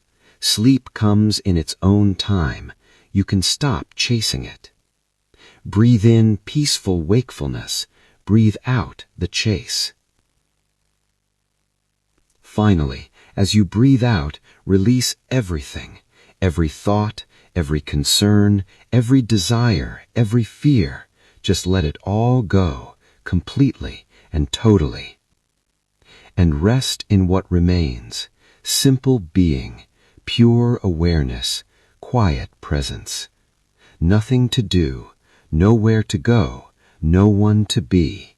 Just this, just breathing, just being, just peace. Let go, let go, let go. And rest in the vast openness that remains when everything else falls away. This is your natural state. This is your home. This is who you are beneath all the layers. Rest here, completely, totally, fully. Let go and be free. Story 21. The Monk and the Mosquito. A monk was meditating in the forest when a mosquito landed on his forehead and bit him. He felt the sharp sting and the urge to slap it away. But instead, he remained still, observing the sensation. The mosquito drank its fill and flew away. A student who had been watching asked, "Master, why didn't you kill the mosquito? It caused you pain." The monk replied, "The mosquito was doing what mosquitoes do, seeking nourishment to survive. Would I kill it for following its nature? The pain was brief. My reaction would have lasted longer than the bite itself." "But aren't we taught to prevent suffering?" the student asked. "We are taught to prevent unnecessary suffering," the monk corrected. "The mosquito bite caused minor, temporary discomfort. Killing the mosquito would have caused me mental suffering, the burden of taking life, the disturbance of my peace, the activation of anger. Which suffering is greater?" The student understood. Sometimes our reaction to discomfort creates more suffering than the discomfort itself. The teaching. This teaching applies profoundly to sleep and rest. Throughout the night, small discomforts arise, an itch, a sound, a position that becomes uncomfortable, a thought that disturbs. We have two choices: react to each one, creating a cascade of mental activity and tension, or observe each one with equanimity, allowing it to be and pass. The mosquito bite of an intrusive thought. You can slap at it with frustration, creating a whole drama around it, or you can simply notice it, let it take what it needs, and watch it fly away. The mosquito bite of physical discomfort. You can fight it, tense up, create a story about how it's preventing sleep, or you can observe it with curiosity, perhaps adjust if needed, and let it be. The mosquito bite of a sound outside. You can become angry, create a narrative about how unfair it is, work yourself into agitation. Or you can hear it as just sound, neither good nor bad, just happening. Often, our reaction to discomfort lasts far longer and causes more suffering than the discomfort itself. The itch lasts a few seconds. Our frustration about it lasts minutes or hours. The practice is to become like the monk, observing discomforts with equanimity, neither seeking them nor violently rejecting them, simply allowing them to arise and pass in their own time. This doesn't mean you become passive or don't take care of yourself. If you need to shift position, shift. If you need to scratch an itch, scratch. But do so without the added layers of mental suffering, the anger, the frustration, the story about how things shouldn't be this way. The mosquito was just being a mosquito. Your body is just being a body, sometimes uncomfortable, sometimes restless. Your mind is just being a mind, sometimes active, sometimes quiet. All of this is natural, neither good nor bad. Tonight, when small discomforts arise, practice being the monk. Observe without judgment. Allow without resistance. Respond if needed, but without creating additional suffering through your reaction.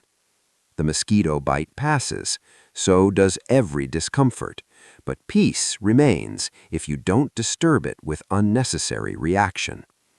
Let the mosquitoes of the night do what they do. You remain undisturbed in your essential peace. Story 22. The Abbot's Simple Answer. A wealthy merchant traveled to a famous monastery to ask the abbot the secret of happiness. The abbot was in the garden, sweeping leaves. "Master," said the merchant, bowing, "I have everything, wealth, success, family, yet I'm not happy. What is the secret?" The abbot continued sweeping. "When I sweep, simply he said. "Yes, yes, but what about happiness? What about the secret to inner peace?" The abbot stopped, looked at the merchant kindly, and repeated, "When I sweep, I sweep. When I eat, I eat. When I sleep, I sleep." "I don't understand," the merchant said, frustrated. "I know," the abbot replied gently. "When you eat, you're thinking about work. When you're with your family, you're thinking about wealth. When you try to sleep, you're thinking about happiness. You are never where you are. This is why you suffer." The merchant was silent, finally understanding. His happiness was always in the next moment, the next achievement, the next thing. He was never present with what was actually happening. So the secret is? There is no secret. Just be completely where you are. When you sweep, sweep. When you're with your family, be with your family. When you sleep, sleep. Complete presence is complete peace. The teaching. The abbot's teaching is both simple and profound. Be where you are, doing what you're doing completely. Not divided, not half present, not mentally somewhere else. This is perhaps the most fundamental teaching for rest and sleep. When you sleep, sleep. Not sleep while worrying, not sleep while planning, not sleep while regretting, just sleep. But we rarely do this. When we lie down to sleep, our minds are active with everything except sleeping. We're reviewing the day, we're planning tomorrow, we're solving problems, we're anywhere except here, in bed, resting. The merchant had everything except presence. He was rich in possessions, but poor in attention. He could never enjoy what he had because he was always mentally chasing what he didn't have.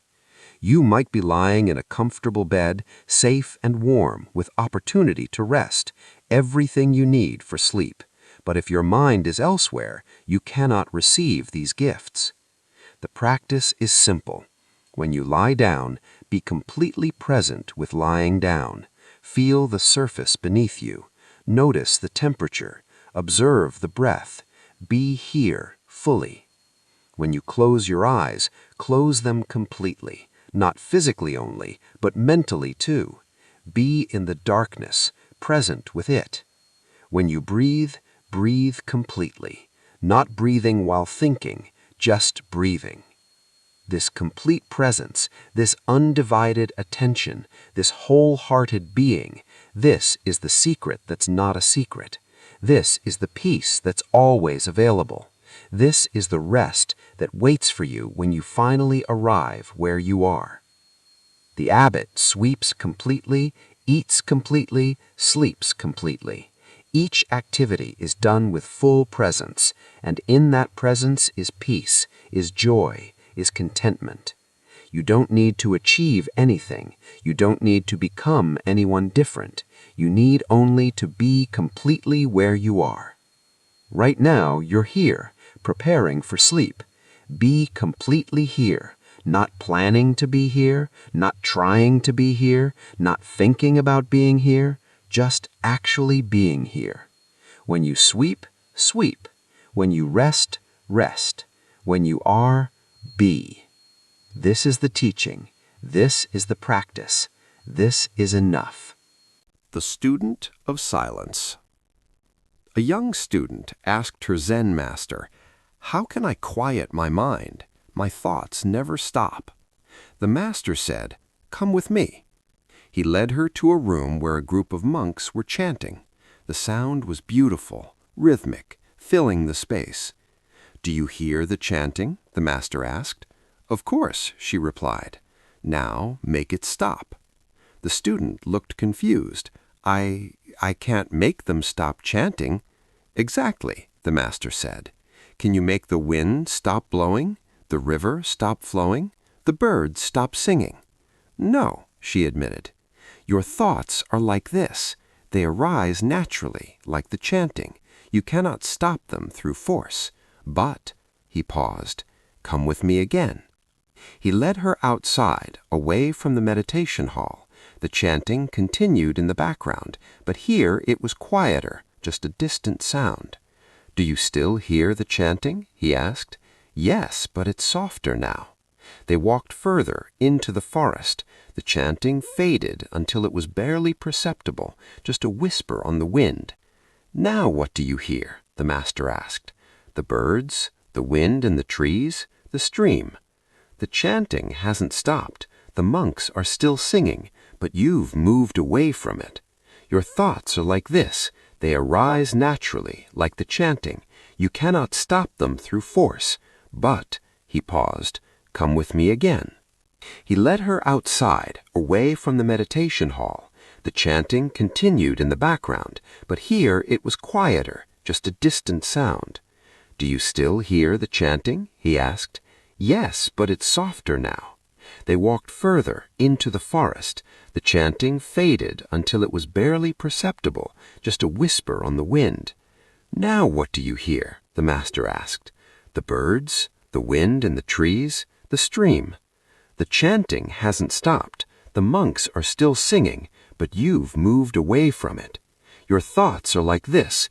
They arise naturally, like the chanting. You cannot stop them through force.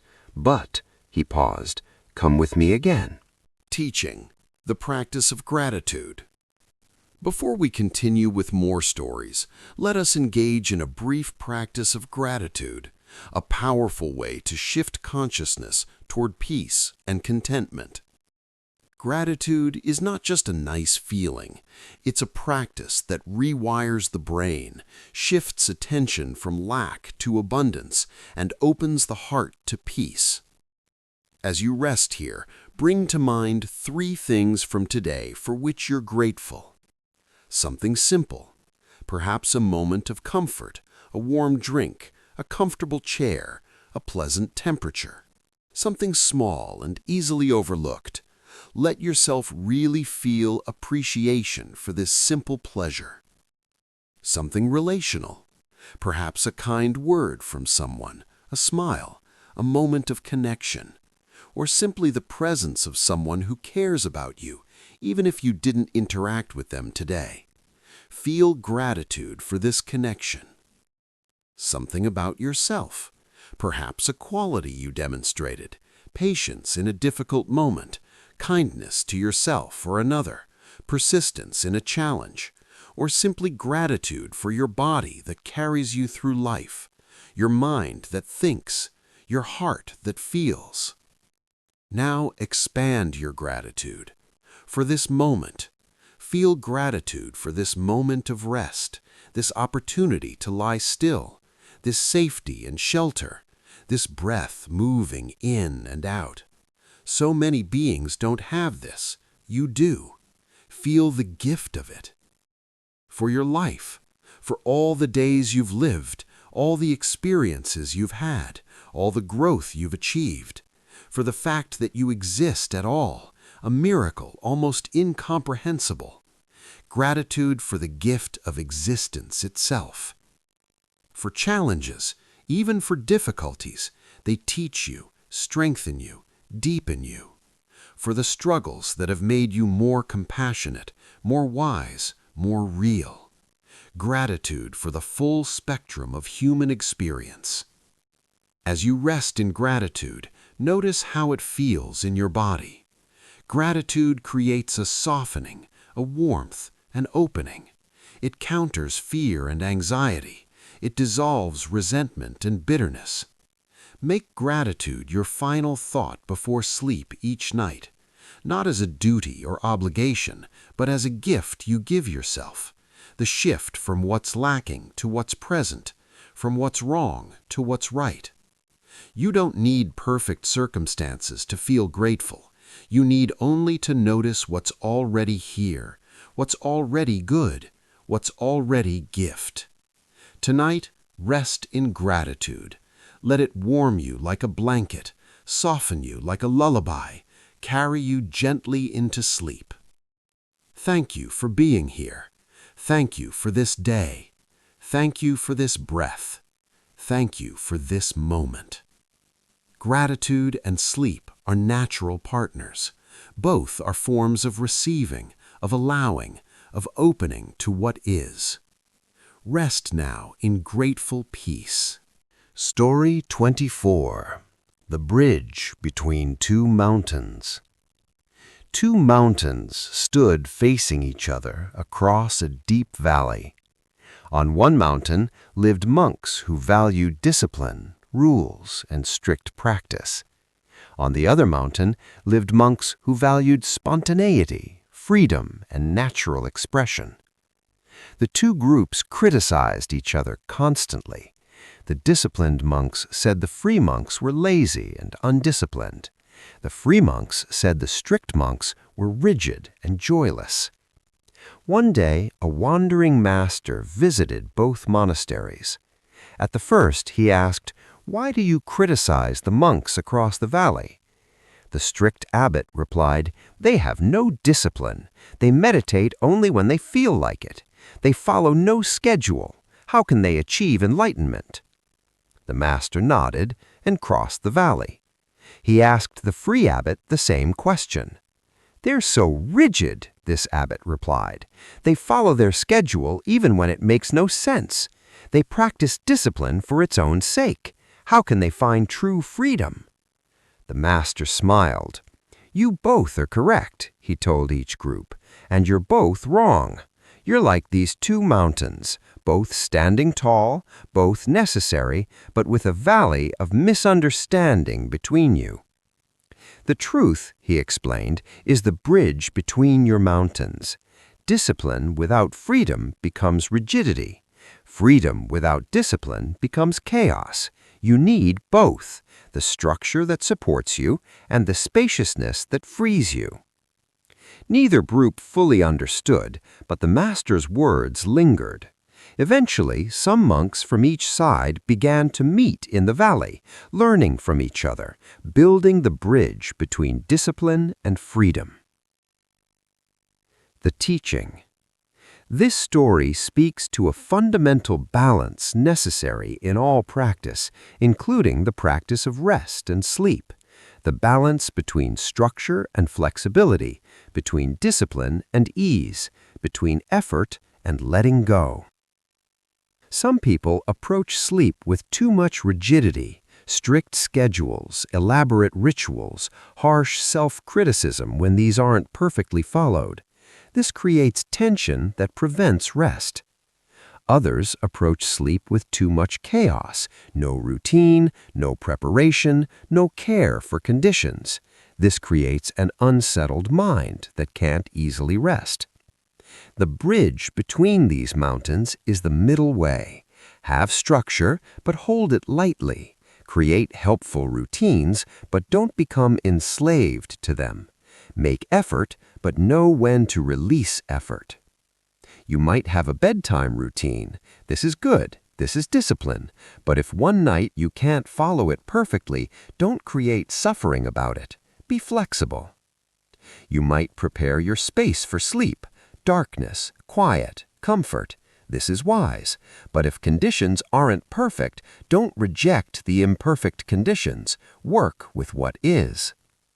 You practice techniques for relaxation, breathing, body scans, meditation. Excellent, but if they're not working, don't turn them into another source of stress. Release the technique and simply be.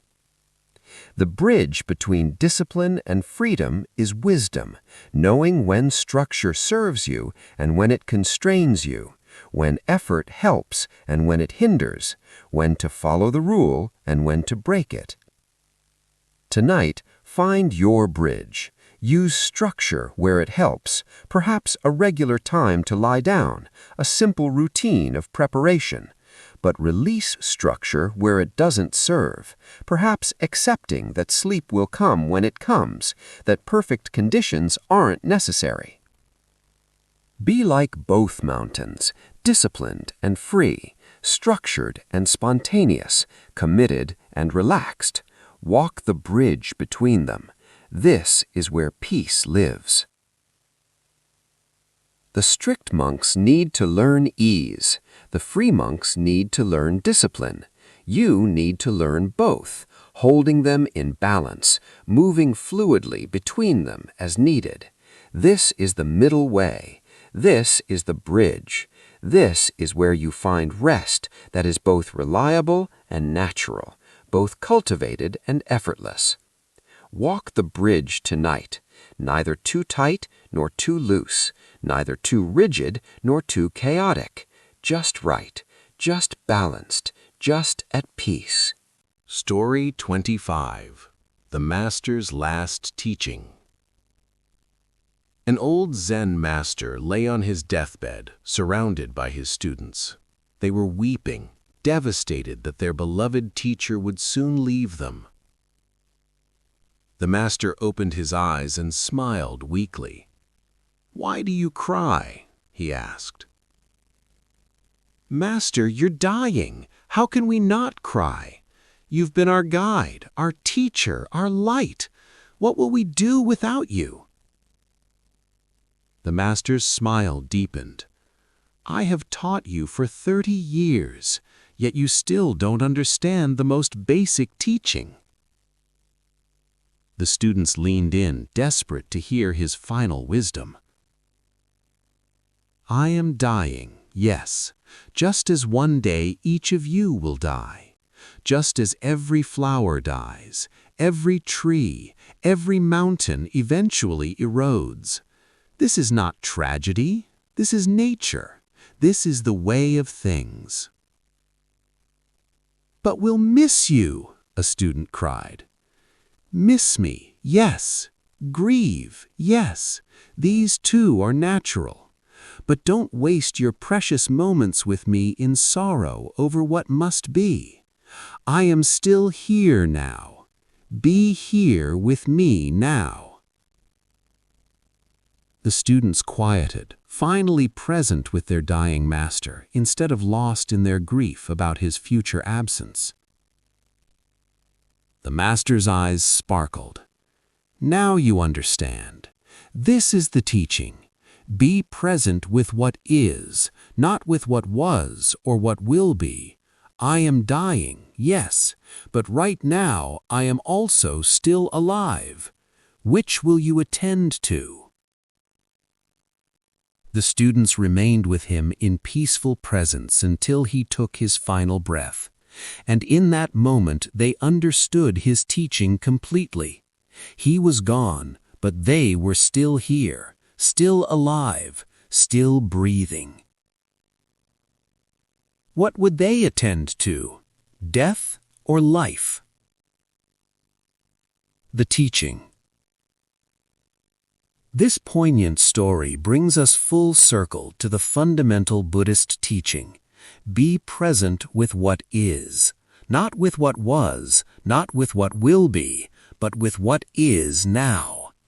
We spend so much time mourning what's gone and fearing what's coming that we miss what's actually here. We lie awake grieving lost sleep hours, fearing tomorrow's tiredness, and miss the opportunity for rest that's available right now. The Master was still alive even while dying. You are still here even while tired. This moment exists even though other moments have passed. What will you attend to? If you focus on the fact that you've been awake for hours, you feed regret and frustration. If you focus on how tired you'll be tomorrow, you feed anxiety. But if you focus on this breath, this moment, this opportunity for rest, you meet reality as it actually is. The students wanted to cling to their teacher, to prevent his death through will or grief, but clinging created suffering. When they finally released and became present, they found peace even in the face of loss. You might want to cling to sleep, to force it, to prevent wakefulness through will or worry, but clinging creates suffering. When you finally release and become present with whatever this moment holds, you find peace even in the face of wakefulness. The Master's last teaching is also the first teaching, the only teaching. Now. Be here now. Attend to what is, not what was or what will be. He was dying, true. But he was also still alive, equally true. Which truth received attention determined whether his students suffered unnecessarily or remained in peace. You may be wakeful, true, but you are also resting, safe, breathing, equally true. Which truth receives your attention determines whether you suffer unnecessarily or remain in peace. Tonight, honor the Master's teaching. Be here now. Yes, you wish you were asleep. Acknowledged. Yes, tomorrow might be challenging. Noted. But right now you are breathing, resting, held by life. Attend to this. Be present with this. Find peace in this. The Master died in peace because his students finally learned to be present. You can rest in peace by learning the same lesson. Be present with what is, fully and completely. Now is all there is. Make it enough. Closing. The dawn of peace. Dear friend, we have journeyed together through many stories and teachings tonight. 25 tales of wisdom offered gently to guide you toward rest and peace. You've heard about monks and masters, fishermen and students, mountains and mosquitoes, each story carrying a seed of truth for you to absorb as you rest. The teachings are simple. Be present with what is. Let go of what you cannot control. Accept all experience with equanimity. Find peace in ordinariness. Rest in your true nature. These aren't just ideas to understand intellectually. They're invitations to a different way of being, present, peaceful, accepting. As you drift now toward sleep or rest peacefully if sleep hasn't yet come, know that you've received these teachings into your unconscious mind. They're working even now, even if you can't consciously access them. The Zen masters walk with you. The Buddha's wisdom holds you. The peace of countless practitioners who have walked this path before you surrounds you like a warm embrace. You are not alone in this journey toward rest. You're supported by thousands of years of wisdom, by practices tested and proven, by teachers who have found the way and left markers for you to follow. Tomorrow morning, when you wake, whether you've slept deeply or lightly, whether you've rested perfectly or imperfectly, you'll wake with these teachings alive in you. You'll carry the wisdom of the empty cup, the strawberry on the cliff, the one hand clapping. You'll know that form is emptiness, and emptiness is form.